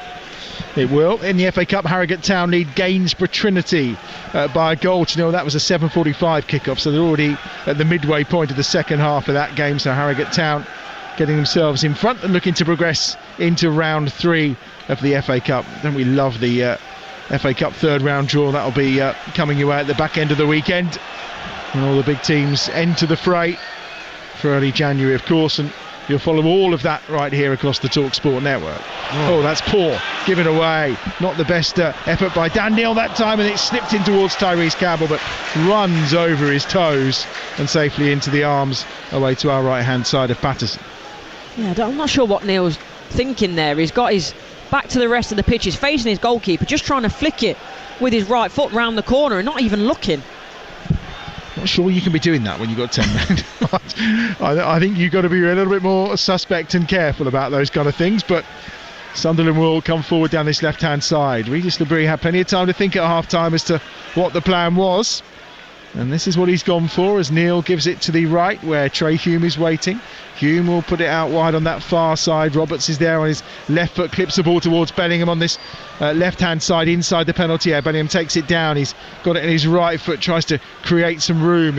Instead, he managed to give it to that far side where Hume is there. Back into the feet of Bellingham at the edge of the box. Hume again. Roberts has got space on that far side, and it's Roberts and Rigg on that far touchline. It's going to be Rigg who just gives it back into Hume once more. Roberts have continued the run forward, happy to keep the ball at the moment, Sunderland, without stretching Sheffield United too much here. Watson on this left hand side on a charge now towards the edge of the penalty area. Good feet from Watson. Siriki does well and has the support of Raksaki, and they'll look to get it clear for Sheffield United, but in no real hurry this time. Siriki, he's closed down by Bellingham, still going on this near touchline, and then immediately gives the ball away straight away to the feet of Luke O'Nien. Infield he goes, and picked up this time by Neil. And now once more with Hume. And Sunderland just trying to work it on that right-hand touchline. Back infield again to Neil. Neil once more to Bellingham.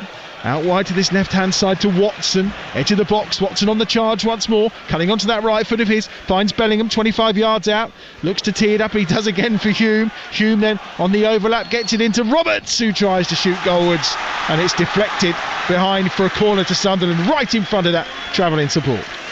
And it's interesting because it's total roles reversed for me. The first 5 or 10 minutes in the first half, it was all about Blades and how they were putting Sunderland under pressure, but now Sunderland have come out, and it's weird, isn't it, the mentality, because both teams have had players sent off, but it seems like Sunderland are the ones more buoyed by the situation and looking more aggressive and on the front foot.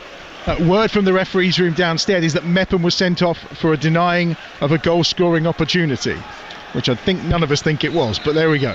It's going to be... Don't matter what we think, we're up here, mate. Yeah, this is true. Gavin Ward's decision is that it was a goal scoring opportunity that was denied by Mepham's challenge that earned him that red card.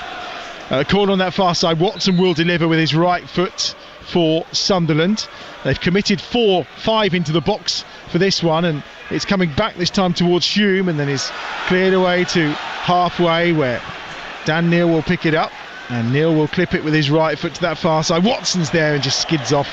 Fairly damp surface because we've had a bit of light rain earlier, and out of play for what will be a throw on that far side for Sheffield United. Yeah, Bramall Lane as well. The pitch is really hard, so especially underfoot, when it gets wet, it does tend to skip off the turf because of how hard it is underneath. And how different are many pitches? You fascinate me with that now. This is quite hard underfoot. Yeah, so obviously everyone's slightly different, but yeah, Bramall Lane is one of the harder ones. Some are a little bit softer. It depends, you know, even on the grass seed it goes as far as that, and if there's 4G knitted into it. I won't bore you too much with it, but pitches are very different. And that's why we have her with us, Courtney Sweetman-Kirk, the insight that we get here at Bramall Lane. Horticultural expert. Yeah, indeed. 7.5 minutes played down this left-hand side. Here comes Watson again for Sunderland. He's lovely ball with his left foot across this time. Delivered first time, and Harmer is the player back, defending at the edge of the 6-yard area on this occasion. Here's Bellingham. All the pressure coming from the 10 of Sunderland against the 10 of Sheffield United. Isidore wants the foul. I think Bellingham wanted one before. The referee says no to both. And Sheffield United try and break. And they do. Siddiqui on this right-hand side. He's got Tyrese Campbell outside of him. Cuts back in field. Has the support from Siddiqui again. Raksaki's gone in the box. Harmer's in there too. Instead he chooses to feed it back into Peck. Peck 25 yards from goal. To the right-hand side. Siddiqui towards the byline. Will he get to the byline? No, he won't. Luke O'Nien just puts his body in the way and shepherds the ball out for what will be a goal kick to Sunderland away to the right-hand side. The only thing I could think there was, if Sheffield United score here, all hell is going to break loose, because for me that was a blatant foul. I don't know how the referee doesn't give it, but Sheffield United do well. They break really quickly, but then just when they get in the final third, I think they stop. Gives the opportunity for Sunderland to get numbers back, in the counter-attack breaks down. And Sunderland charging out from the back again. I get the feeling that 10 against 10 might be quite interesting if the quality was to be lifted up a little bit, because there is so much room out there for both of these teams to play. It remains 0-0 on Talksport 2. We are 9 minutes into the second half. It's still Brighton 1, Southampton 0 in the Premier League. That's our other exclusive live commentary tonight over on Talksport. And in the FA Cup, Harrogate Town 1, Gainsborough Trinity 0 as things stand. Far side, here comes Sheffield United. It's with Harrison Burrows, over halfway, has the support of Raksaki this time, who will then go back inside his own half where Robinson was there, and it's Harmer who wriggles away from two but can't get away completely, and it's picked up by Bellingham, and now it's Rigg, has possession. Isidore's there, he's got two around him immediately. He steps away from Gilchrist. Isidore gets the shot away, and Cooper low down to his left-hand side has to make a good stop. Yeah, I don't mind it, because it's putting the indecision in the mind of the defenders. Yes, Watson's there for the cutback, but I think if you're going to get on the ball, try and take it on. But the quality of this game in the second half has been dreadful from both sides. The passing accuracy, I don't even look at the stats because it must be way down, because the amount of stray passes is awful. On this near side, it's Peck who's being harried and pulled and hassled by Luke O'Nien on halfway for Sunderland. The resilience of Sunderland at times this season in both those games where they were down to 10 men. As I say, they sneaked that 1-0 win against Burnley, and it was goalless in the game against Queen's Park Rangers after Bellingham was sent off. So they've already shown this season that they can be resilient. Of course, Sheffield United lost Ahmed Hodzic last weekend, and Coventry came away with that 2-2 draw in the end. So different experiences of playing with 10 men. But they're both going to have to do it here for another 35 minutes or so. Can either side break the deadlock? 0-0 it remains. Sunderland have it. Raksaki, 5 or 6 yards inside the Sunderland half on a charge, still with the ball at feet. He's gone round 3 or 4, and then he's challenged and goes down, and it will be a free kick about 25, maybe little more, 30 yards out from goal after Ballard's challenge. The pacing of the referee means the wall is probably about 2 or 3 yards in, so we'll say about 28 yards from goal, this one. Yeah, and he draws that foul really well, Raksaki. Already gone past 2 or 3 players, and it's that one where he knows the challenge is coming, so he just makes sure he gets the ball in front of him and takes the knock on the shins. Terrific feet from Jezerin Raksaki. 2 in 2 he's got. Scored a couple here against Luton earlier on in the season as well. On loan from Crystal Palace, of course, where he's made 1 Premier League start, but I think he's really stepped up into the Championship, having been at Charlton, of course, previously. That was back in 22-23. Here's the free kick. Left-footed one, and it's just skipped round the right-hand post. Harrison Burrows striking it, and it bounced once, but beyond the diving right hand of Patterson and not troubling him. Just not enough whip on that. No, and it's always a difficult one. I think that, for me, suits the right foot more. You see what he's trying to do, whip it around the wall and bring it back, but I think the keeper always has that one covered. It's got to be absolutely spectacular to beat the keeper from there. Lifted that Football League trophy last season, of course, with Peterborough. Goals already this campaign against Blackburn and Bristol City as well. Really made that left-back berth his own for Sheffield United. EFL young player as well, League One. I presented him with that at the EFL Awards. Down this left-hand side, it's Luke O'Nien on halfway. Infield to Dan Neil, who's closed down by Raksaki. He goes back towards Ballard. And Ballard to that right-hand side, where Trey Hume will just go forward on that far touchline, where Roberts and Rigger's gone outside of him, but Roberts goes early into the box towards Bellingham, who just knocks that down towards Isidore, who goes down in the penalty area. Sheffield United will get it clear though, away with Peck. Both players down inside the box after that coming together, and Harmer on that far side is denied any further advancement on that far touchline by Patrick Roberts' challenge. Yeah, it's a good opportunity from Sunderland, and I sort of get the idea in terms of the header back, because you're not going to score from there with Cooper on his line, but it's just about the direction of the header or getting a touch on at this point. Watson's the one you want to look for in acres of space to the, well, I say it's to the left of Bellingham, as he's looking it's to the right of Bellingham, and that was the better option. At times now they've tucked back into a 4 with Sheffield United having possession. It's more of a 4-4-1 for Sunderland. I think it's going to be fairly fluid the way they play with these 9 outfield players in the second half. Gilchrist here on this near side with some room. Robinson's in acres of space, but he instead decides to go back to Suriki on this near side, and then Gilchrist will advance forward, and Watson's there, and Raksaki was having his shirt pulled, but it eventually comes to Suriki once more on this right hand side. Suriki on the charge towards the edge of the penalty area, helps him this way, offside flag up against Raksaki inside the penalty area on this right hand side of the box, and that will be another free kick for Sunderland and a chance to clear their lines. Tomorrow lunchtime here on Talksport 2, more Championship football for you. Watford against Queen's Park Rangers is live from 12:30. Game Day Live is underway from 1 o'clock tomorrow afternoon on Talksport if you want to follow all the goals as they go in around the country from the EFL, the FA Cup second round, and of course the Premier League as well. And we'll have that classified results service for you at 5 o'clock as well. And here on Talksport 2 tomorrow afternoon from 3, it's Nottingham Forest against Ipswich in the Premier League. Forest, a couple of defeats, looking to get back to winning ways, and Ipswich again looking to build on that victory over Spurs and that point at home against Manchester United last weekend. Sunderland on the counter here. Isidore's in the middle. Watson's there as well on this left-hand side with ball at feet. Watson tees it up to Dan Neil. Takes a touch inside the penalty area. Brilliant bit of defending that time by Harrison Burrows. And then he clips it away on that far side. Harmer's after it, but he can't quite get there. Here comes Sunderland again with Roberts on the far side. Short to Bellingham. Bellingham in the middle. Watson wants it, gives it to him on this left-hand side. He'll look to go onto that right foot of his, but it was telegraphed to Peck, who read it really well, but they've kept possession though. Luke O'Nien into Watson again, who's become a pivotal figure in this game for Sunderland. It's Bellingham now on the charge. Left-hand side, O'Nien gets it across the box, but it's cleared at the edge of the 6-yard box comfortably by Alfie Gilchrist. And I think it's probably fair to say Sunderland have adapted to the 10 men better than Sheffield United. Yeah, they haven't. You mentioned it earlier, Adam, they're adaptable. So in possession they go back to the 4-4-1 and are difficult to beat. When they're in possession like this, they'll go in a 3, they'll get effectively the wing backs really high, and they're Sheffield United, the way that they're set up, are trying to boss the midfield, but the problem is they're not going through the midfield, Sunderland. They're going in the wide areas where they've got numbers up and they're overloading Sheffield United. Sunderland on the attack down this left-hand side.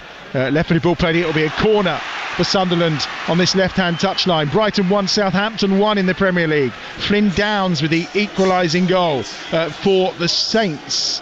at the Amex Stadium. That game live right now over on Talksport. If you are listening on the Talksport app, of course, you can flick between games. If you aren't an owner of the Talksport app on your smartphone or your tablet, then that's very silly of you. And it's about time you downloaded it, because there's plenty of good stuff on there and plenty of great radio stations for you to listen to, including this very one, Talksport 2. And we've got 28 minutes left of this game. Sheffield United 0, Sunderland 0. Both teams down to 10 men after a crazy 10 minutes at the end of the first half. Corner to Sunderland on this left-hand side. Watson will lift it right-footed towards the back post, over the top of everyone, and out of play for what will be a goal kick for Sunderland. Courtney Sweetman-Kirk, how is this game going to be won? Is it going to be one moment of quality, we think? I think it is, and that's what these teams have got to find, because as much as Sunderland have looked the better again in this second half and more likely, just in that final third there's not been enough quality. There's been poor decision making, giving the ball away. There's moments like this, playing out from the back and the ball being given away. So it's just about the calmness and the composure, and I think it will be dictated by one moment of magic from someone. Well, we've had moments of madness, so moments of magic would probably be welcome at some point in this game. Don't forget, if you are listening and you are infuriated by Harry Souttar or irritated by the referee for saying Chris Mepham denied a goal scoring opportunity, then the Sports Bar Weekender is on Talksport from 10 tonight with Jason Cundy and Carlton Cole. You can book your calls for that. 03717 223344 is the number to dial, and also you can do a voice note via WhatsApp to that very same number if you want to get in touch. That's underway from 10 tonight. That's once the game between Brighton and Southampton is finished over on Talksport. Here's Souza inside his own penalty area, playing with it. Riggs there as well, chance to get it back, driven shot from Isidore is wide, and he was only 12 yards out. I mean, the question marks will be, what is Vinny Souza doing when there's two around him in that manner? And I think Jack Robinson's just said exactly that to him. Yes, I think that's the conversation they're having, and it's one of those for Isidore. Probably needs to hit the target, but he knows he's not got a lot of time here. So on the half volley, it's on the bounce, he needs to hit it quickly. But again, play the odds, go across the goalkeeper, don't try and tuck it in the near post. Long clearance for Sheffield United and Michael Cooper. Sariki, who's looked the most dangerous since he come on, he's fouled there by Luke O'Nien. He's going to get a yellow card for that because he had his arms round his neck. And another booking. Absolute mile off, and that's where Raksaki's running in behind O'Nien. So that's when he gets to that moment where he knows he shouldn't have gone and engaged Sariki, but now at the point I've got to do something, because otherwise it's going in behind me. Taken quickly. Here is Sariki again down this right hand side. Peck's there as well, outside of the right foot, tries to find Sariki, who does get the crossover and straight into the hands, the waiting hands of Anthony Patterson. Yeah, he does well, but it's a lack of numbers in the box. Campbell's trying to come across and get something on it. Ratsaki's behind him, but that's the problem that you've got now physically as well. This will start to play havoc on your body. Well, someone who doesn't seem to be short of running is Tom Watson down this left-hand side, still going on his left foot this time.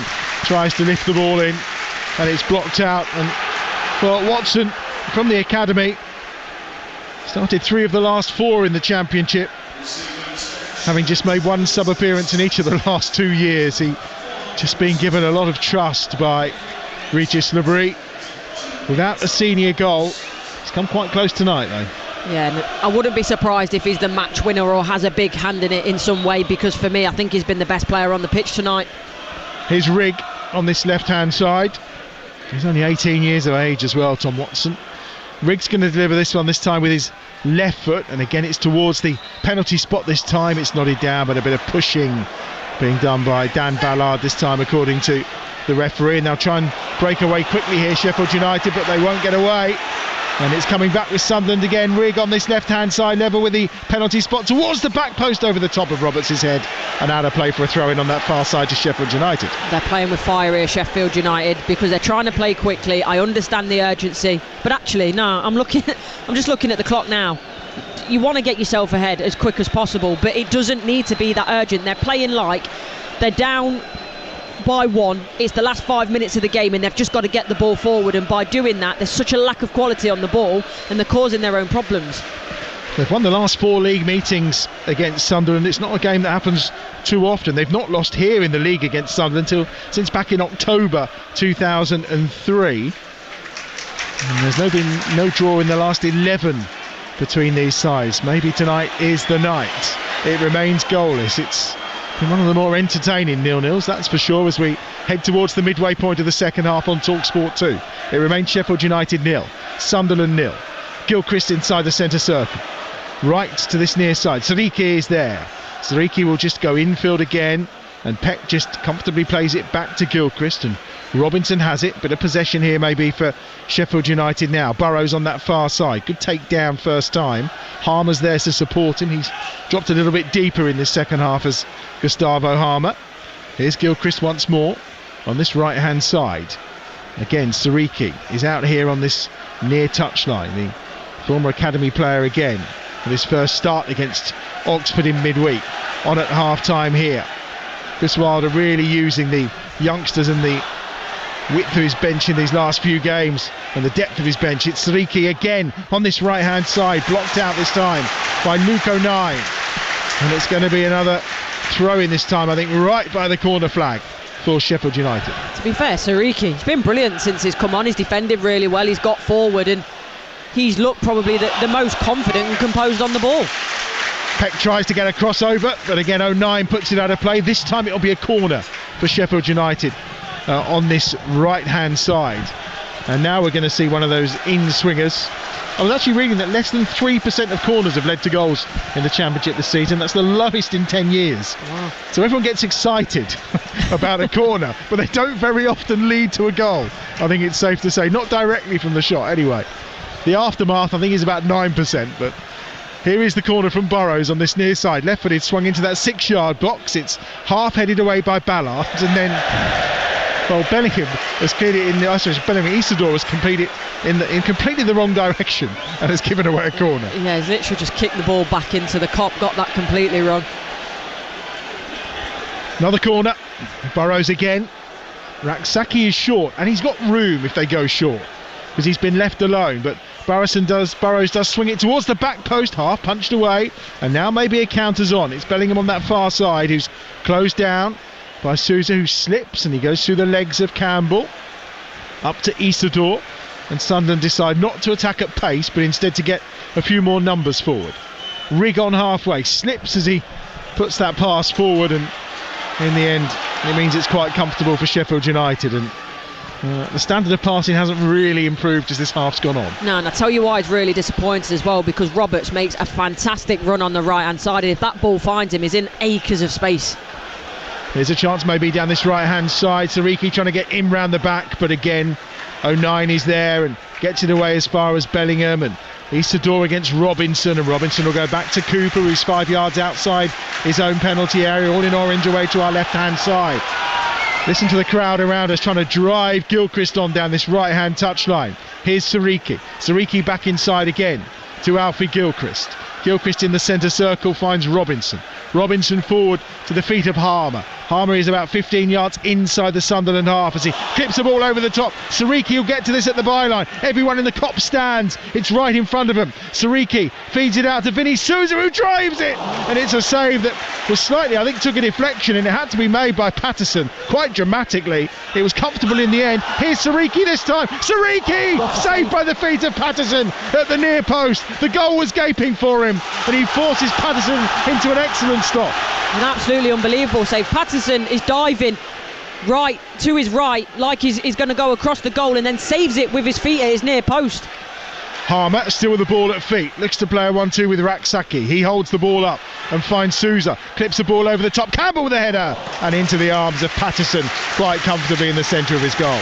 And Patterson doesn't get up very quickly, and that's a good idea, because that's probably Sheffield United's best spell of the second half, so he's just taking the moment to calm everything down for Sunderland. Cameron Archer didn't deliver too many goals when he was here at Sheffield United last season, but he's delivered for Southampton. They've come from behind. Brighton 1, Southampton 2 in the game at the Amex over on Talksport right now. Come back for Southampton, and maybe that second victory is on the cards. Oh, that's poor. It's given away by Dan Neil. Here's Peck on the charge forward to the right hand side. Peck just with a bit of support that comes from Sousa. Harmer 25 yards out. He's got Burrows to the left. Harmer decides he's going to clip a ball through the middle where no one's running, and it's picked up that time by Patterson away to our right hand side. 18 and a half minutes left here at Bramall Lane. Sheffield United 0, Sunderland 0. Courtney Sweetman-Kirk. I think that probably just sums up the game at times for both sides. Harmer, I think, is trying to do too much. There's the option on the right hand side. He tries to thread the eye of the needle to Peck, then both not on the same wavelength, and yeah, again, it's an opportunity in the final third that goes begging because of poor play. Both these sides very good at denying goal-scoring opportunities. 4 clean sheets in the last 6 in total for Sunderland in this 10-game unbeaten run that they're on. We all know about the prowess defensively of Sheffield United, so maybe it's no great surprise it's 0-0. In fact, maybe, I think we heard in the odds before the game, it was a pretty decent price for a draw. Still got time. And maybe a chance here on that right-hand side. Here's Roberts. Can he cut onto his left foot inside the penalty area? Roberts still going and wins his side. The corner on the far side for Sunderland.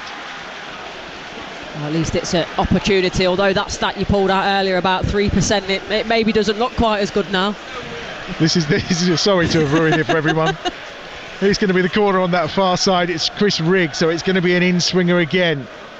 They're more measured in their in-swingers and out-swingers from what I recall, but certainly the majority is how Sunderland like to just try and put it on the goalkeeper if they can, but maybe not this time round because everyone's standing at the edge of the box as Rigg gets that over, and it's Ballard who gets the header down. It was fairly weak, I think it was half shoulder as well, and it was easily cleared from the edge of the 6-yard box that time.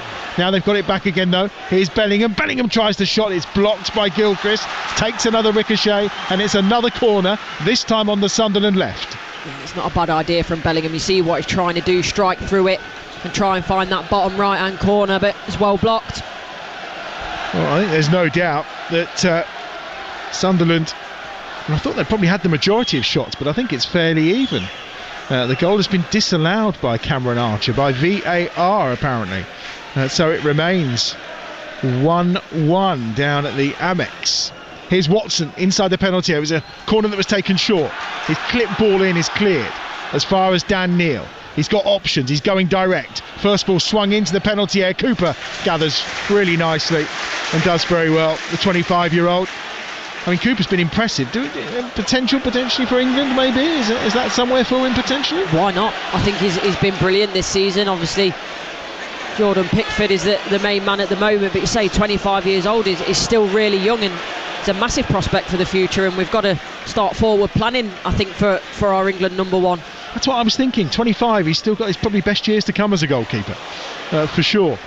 Sunderland, I think Rigg has been caught, and the referee has now called up a foul up. I don't think he was intending to, but Gus Harmer definitely caught Chris Rigg, and it'll be a free kick for Sunderland midway inside their own half, and I think Harmer's protesting may well find him in the book here. Yeah, I was gonna say that reaction there, he needs to be careful because he might not have even been on for a caution for the foul, but he's certainly going to talk himself into the book now. Well, he's also not rushing towards Gavin Ward too, and in the end Gavin Ward has half met him and has walked to him, and it's an exchange between the two of them. Harmer continuing to protest his innocence, and I think that's definitely what got him a yellow card.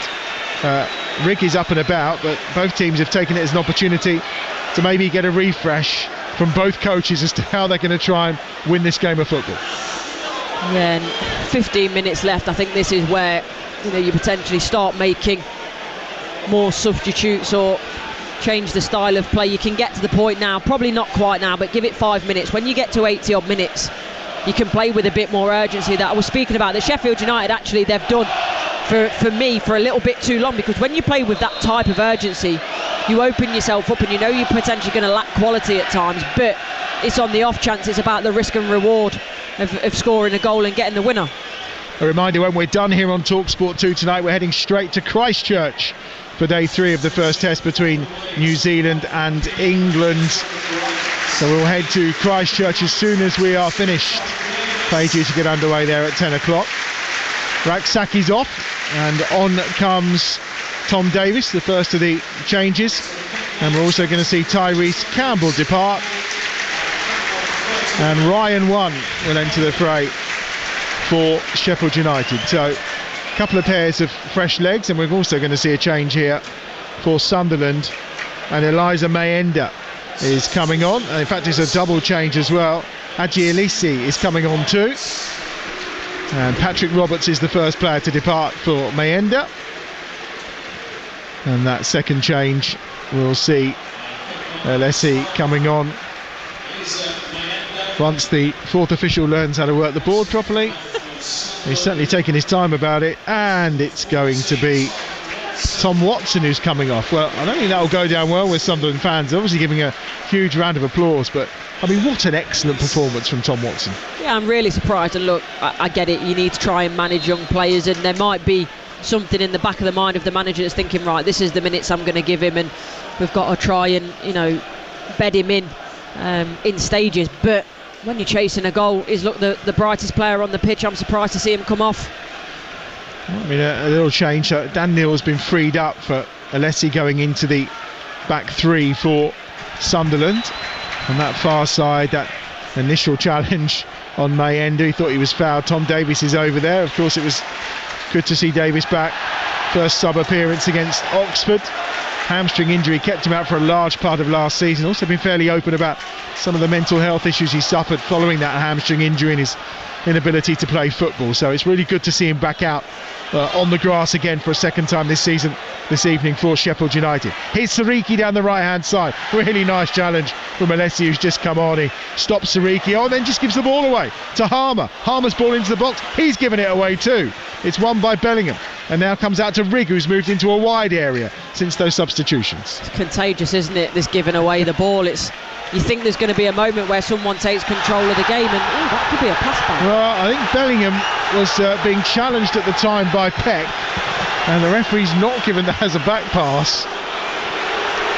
I mean, to me it looked like a back pass, I'm not going to lie. But Gavin Ward, nope, not interested. Yeah, it's a strange one, that. There might have been contact on the ball from the defender, but I think most of it came from Bellingham, and the intent was to play the ball back to the goalkeeper. Yeah, I'm not sure what. Well, there's another chorus of "You're not fit to referee" coming from the Sheffield United supporters. That's not the first time tonight. Riggs away down this left-hand side towards the byline. Wins his side a corner, does he? Or is he won his? No, he's given away a goal kick, which will be Sheffield United's away to our left-hand side. We've got 11 minutes plus time to be added on here at Bramall Lane. It remains 0-0 on Talksport 2. And forward now down this right-hand touchline comes Sheffield United, and it's with Peck. Infield is Souza. Weary legs, surely, with the amount of ground they're having to cover tonight. They've got a bit of help in there now from Tom Davies as well. Here's Robinson to the left-hand side. Harrison Burrows is there. Burrows gives it short into Vinny Souza again. Well held up under pressure that time from Dan Neal. Now to this right-hand side. Sadiq is here, looking to charge towards the byline again. Is he? No, he goes low across the box this time, and it's cleared away by Ballard from inside the 6-yard box again for another throw level with the edge of the penalty area on this near side for Sariki, which is taken very quickly to Harmer. Here's Harmer again, and it's a left-footed shot over the top from Peck. Just got it out from under his feet, couple of touches, and he wasn't too far away. Yeah, I like the way that he initially receives it though, on the half turn, ready to face forward, but just gets underneath it at the vital moment. 10 minutes remaining. 0-0 still here at Bramall Lane. One of the biggest games in the Championship so far this season. Of course, it's Sheffield United who currently sit second. They will be the beneficiaries of a point to take them top of the table. Leeds, of course, still to come in action this weekend. Burnley as well, there or thereabouts too. And it's starting to look like another cracking fight for promotion at the top of the table. Oh, that's a lovely ball over the top here. Isidor's done brilliantly. He's got three round him. He's got support on that far side from Mayenda. Isidor then goes down, but I think it's tiredness more than anything. He wanted to try and win a free kick that was never coming. Here's Neil. Mayenda on that far side. On his right foot, looking to cut infield on his left. Gives it to Dan Neal again. There's more support wide on that far touchline. Cross is going to come across, and a corner is given. First time ball laid across that time at pace. Was well blocked out by Robinson. Well, Joe Bellingham's not happy. He's having words with Isidore, and rightly so, because he does well. You're right, Adam, it's not a foul, but then initially at that point, just get back up, because you can play it to one of your teammates. You're too busy rolling around on the floor, and the moment's gone.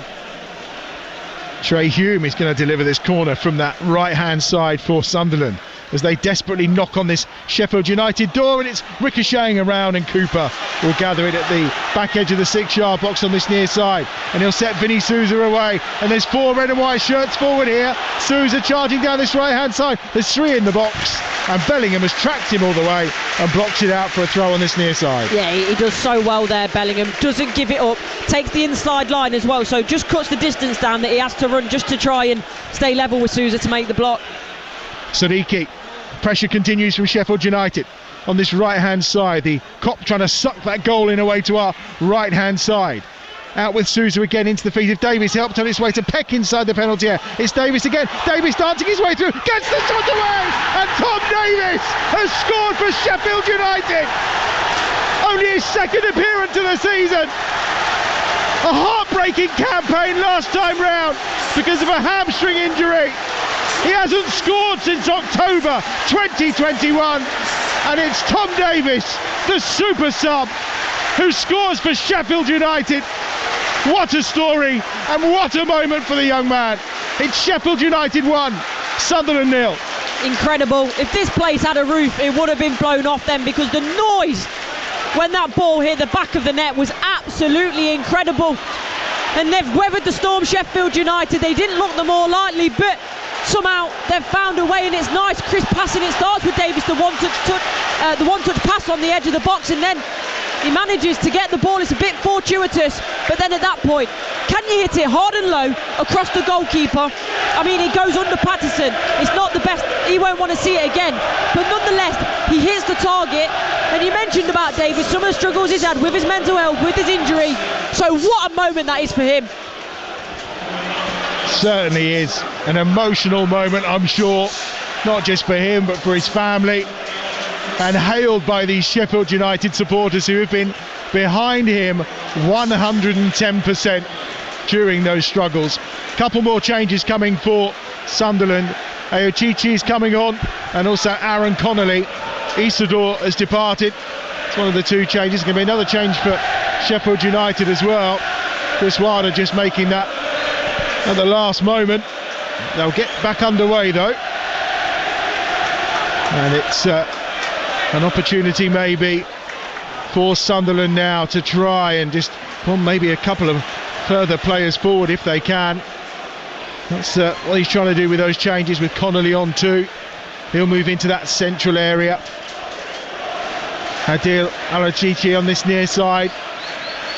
On the charges, Mayenda on that far touchline. Mayenda at the edge of the penalty area on his left foot, gives it to Alese, and now Bellingham. Alachichi gets it in, and it comes out to Alese inside the box, can't get the shot away, and Cooper's there and will collect. Desperate defending again from Sheffield United, who are about to send Reece Norrington Davis on just to stiffen up the back line, I suspect. They get away with one there again, Sheffield United, but you know, you look at the scoreboard, 1-0 at this point, you think that's the game won, but it's going to be a tough 5 minutes and whatever's added, because there's been zero control really in this game for both sides. The momentum swung so frequently, so you won't put it past Sunderland being able to get one back. But if it does stay like this, you look at moments like this in a league, you know, in a season, and go, you know what, we didn't play very well, we made it hard work for ourselves, but we came away with the 3 points. And if they do, Sheffield United, this will feel massive, because this might be the reason that they get promoted. Well, just for clarity and to do a bit of housekeeping for you, Chris Rigg was the other player who went off for Sunderland, that latest batch of substitutions. Throw in on this left-hand side. We're into the last 5 minutes on Talksport 2. Sheffield United 1, Sunderland 0. Alessi gets it forward over halfway. Bellingham into Ayochichi on this near side. Keeps the ball, forced backwards, foul on him. It'll be a free kick. Chris Wilder's arms are outstretched, and it'll be a chance for Norrington Davis to come on, but actually it won't, because they've taken the free kick quickly here. Oh, and there's a chance maybe for Harmer. Harmer's robbed it away. Harmer inside the penalty area on a tight angle into the side netting. Frustration, I think, showing. Ryan 1 was in the middle, but in fact it's been called as a corner. And now the substitution will take place. Yeah, well, it's 09 losing out again. He's definitely not had his best game in a Sunderland shirt, and Palmer quite gladly picks his pocket, but probably needs to find his teammate in the middle. Harrison Burrows is the player who's coming off. Reece Norrington-Davis will go on. A reminder, it's still Brighton 1, Southampton 1 in that game over on Talksport right now. Here, it's Sheffield United 1, Sunderland 0. Harrogate Town are in the draw for the third round of the FA Cup. They've beaten Gainsborough Trinity by 1-0. And we're off to the cricket soon. Once this enthralling, I hope the cricket's as exciting tonight as this game has been. Maybe the quality a bit higher, but we've had the drama. You can't have everything, and we've had a lovely moment, and that's the important thing. 3 minutes to go. Sheffield United 1, Sunderland 0. Sheffield United have the corner on that far side. There's only 2 players in the box, though. I don't think they're going to try really hard with this one. That's gone down to about 0.5% now. Yeah, well, I think they're going to try and keep it in the corner, which, with 3 minutes plus stoppage time to go, I'm not sure that's the wisest tactic, but it's Wilder ball, and well, we talked about it being a power league game. It looked a little bit like that over by that corner flag a moment ago. There was 4 legs all tussling in about a yard or 2 of space, but it is out. Sheffield United have it. Sousa has it on halfway. It's back to Gilchrist, and this is all about how Sheffield United now can manage this game to the end, isn't it? Yeah, simple as that. Obviously, Sunderland can pull something out of nowhere, but for me, this is about Sheffield United now. Your experience. How do you manage the game? How do you keep the ball? How do you take these moments, for example, when you win a foul? How much can you delay it without, getting a yellow card, getting a caution? Well, they wanted a foul on that far side. It's not been given by Gavin Ward. Tom Davies is over there just checking on the well-being, I think, of Vinny Sousa, I think, is the player that's down. I know he'll certainly make the most of those moments, I suspect. And just a moment for Tom Davies with that goal as well. It was terrific skill the way he worked it onto his right foot, wasn't it? Yeah, it was. And as I mentioned, I love the fact that he's the one that starts it outside on the edge of the box. It's a one-touch pass in, he keeps his run going, and as you say, the way he so quickly shifts the ball to get it onto his right foot. And sometimes, look, don't get me wrong, it wasn't the best of finishes, it goes through the goalkeeper, but sometimes you just got to hit it hard and low, get the shot off and think about everything else later. He only managed 9 appearances in the Premier League last season due to those hamstring problems, the last of which I think was around March time. But as we say, much deeper than the physical, the mental issues he faced as well. He's come back from those. And what a goal to score if it turns out to be the winner as well, to take Sheffield United top of the Championship table. A 12th win it would be for them in 18 games. And certainly firing them on the right road back to the Premier League. Here are Sunderland searching to find a way back. 30 seconds of normal time remaining. I suspect there'll be maybe 5 or 6 added at the end of this game. As on this near side, Bellingham, he's got 2 round him, he's still going, still trying to keep the ball at feet, and in the end Gilchrist puts it into touch for a throw to Sunderland. Agiolesi will take it. We wait to see how much time is going to be added on. The 4th official, Sam Allison, down below, will start to emerge with his board in a few seconds time. In the meantime, Mayenda on that far side inside the penalty area. Neil's chasing after it, can't get there. It's 4 minutes added on at the end of this game then.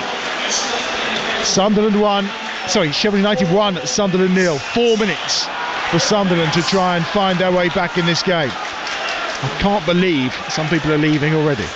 However, it's going to be Sheffield United with a goal kick away to our left-hand side. I mean, I would argue probably on the balance of play, I think Sunderland probably maybe deserved it a little more, but yeah, definitely. They're going to feel a little bit hard done by tonight. Yeah, I agree. They created the better opportunities. We can speak about, was it a red card? There's no doubt that the Harry Souttar one was. They've had a penalty which they've missed, but it all goes back to you have to take your opportunities. I said it in the first half when they were really on top. You have to score now because otherwise you're going to regret it, and that's the big thing with Sunderland tonight. And on the other side of it, Tom Davies has come on, he's grabbed the game by the scruff of the neck, he's got the goal, and whether they deserve it or not, Sheffield United, they're heading to the top of the table again. Ryan One's just been booked for smacking the ball away with his hand when they were preparing to take a free kick. Patterson is going to take this free kick, even though it's on the halfway line. right-footed for Sunderland, launched into the Sheffield United penalty area. Bellingham's there on this near side. Alessi will try and get the crossover. It's deflected. It comes to Bellingham. Opens his foot up. Gets it to the far side. Mayenda's there with the first shot. It's blocked. And then the effort in the end from Ballard goes over the top of the bar. It's a terrific block from Sheffield United for the first effort from Mayenda. And in the end, Ballard's shot is wide and it'll be a goal kick. But again, they've just been lifting Peck up off the floor. Yeah, and the way it came to Mayenda, certainly more by luck than judgment. It's Joe Bellingham that tries to get the shot off, gets underneath it, gets it completely wrong. He's lucky that falls to Mayenda, but it's another good block in the nick of time. Sam McCallum's coming on for Gus Harmer as Chris Wilder just winds that clock down a little bit more. We've had 2 of the 4 minutes added at the end of this game. They've won their last 7 prior to today at home without conceding. Back in 2019 they did it for 8 games. Tonight they would match that. Chelsea did it for 9. That was back in 2010 in the Premier League. They were the last team to have a better run at home without conceding in the top 4 divisions in England. And who knows, with Sheffield United, they may get there themselves, bearing in mind the next home game is against Plymouth here. Out for a corner on that far side for Sheffield United. Brilliant hard work, and there's chest pumping there between Peck and Ryan One. There'll be some celebration tonight. We may even find a bar where Chris Wilder's standing on a table. Who knows? I think that's why Suited and Booted is all ready to go out.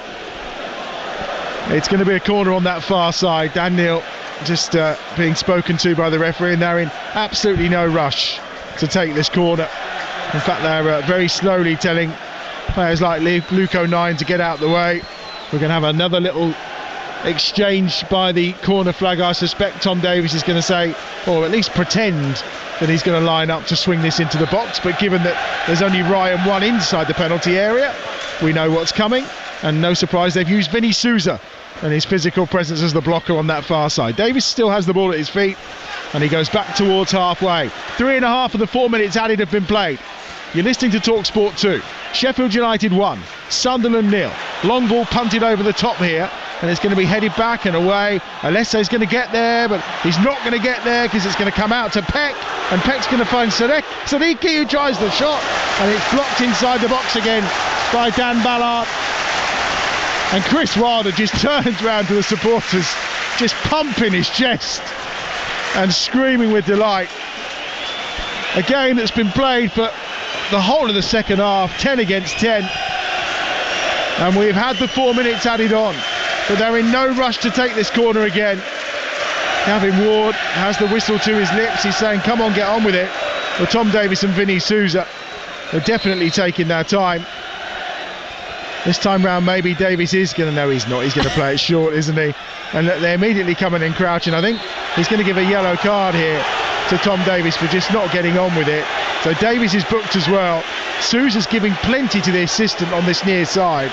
I get that though, it's because the defenders have encroached at that 10 yards, so by rights the referee should be telling them to get back. Instead they've booked Davies. Souza, and it's going to be a throw-in for Sheffield United right by the corner flag. There's Housery going on to see this game out, that's for sure. And it's going to be, well, it's a throw. Souza's put it down, and the referee just says enough is enough, and he blows his whistle, and Bramall Lane erupts, and Vinny Souza lifts Tom Davies in the air.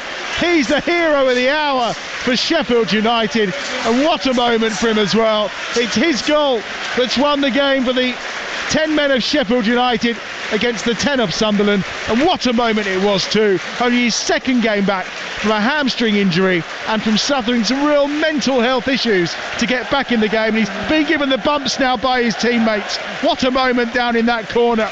All the substitutes are on to celebrate with him as well. It's a night that Tom Davies will remember for a long time. It's fantastic to see him back playing football, and even better to see him scoring the winning goal tonight for Sheffield United. They go top of the Championship. It's finished here at Bramall Lane. Sheffield United 1, Sunderland 0. How sweet is that moment for Tom Davies? There'll be so many fans around the country, general football fans, saying whatever happened to Tom Davies when he was a bright young thing at Everton, burst onto the scene, some excellent, energetic, game-changing performances for the Toffees, and then it all went wrong for him, and here he is tonight, the hero that's taken his club to the top of the Championship. And you can tell, Courtney, his teammates absolutely love him.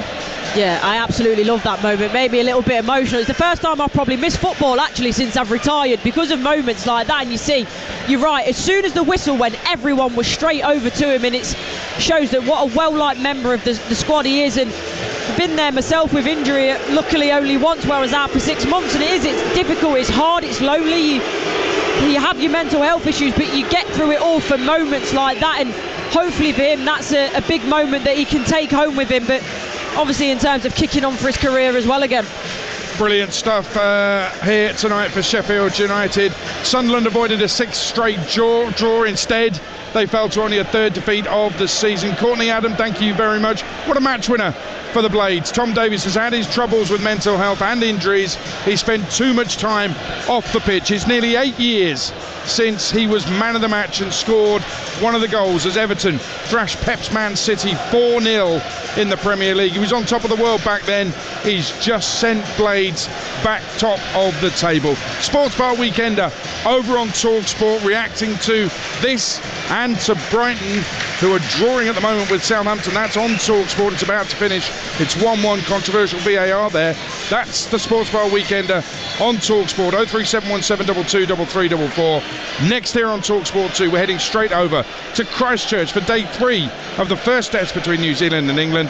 So let me hand you over to your commentary team, Neil Manthorpe, Steve Harmison, and your host, John Norman.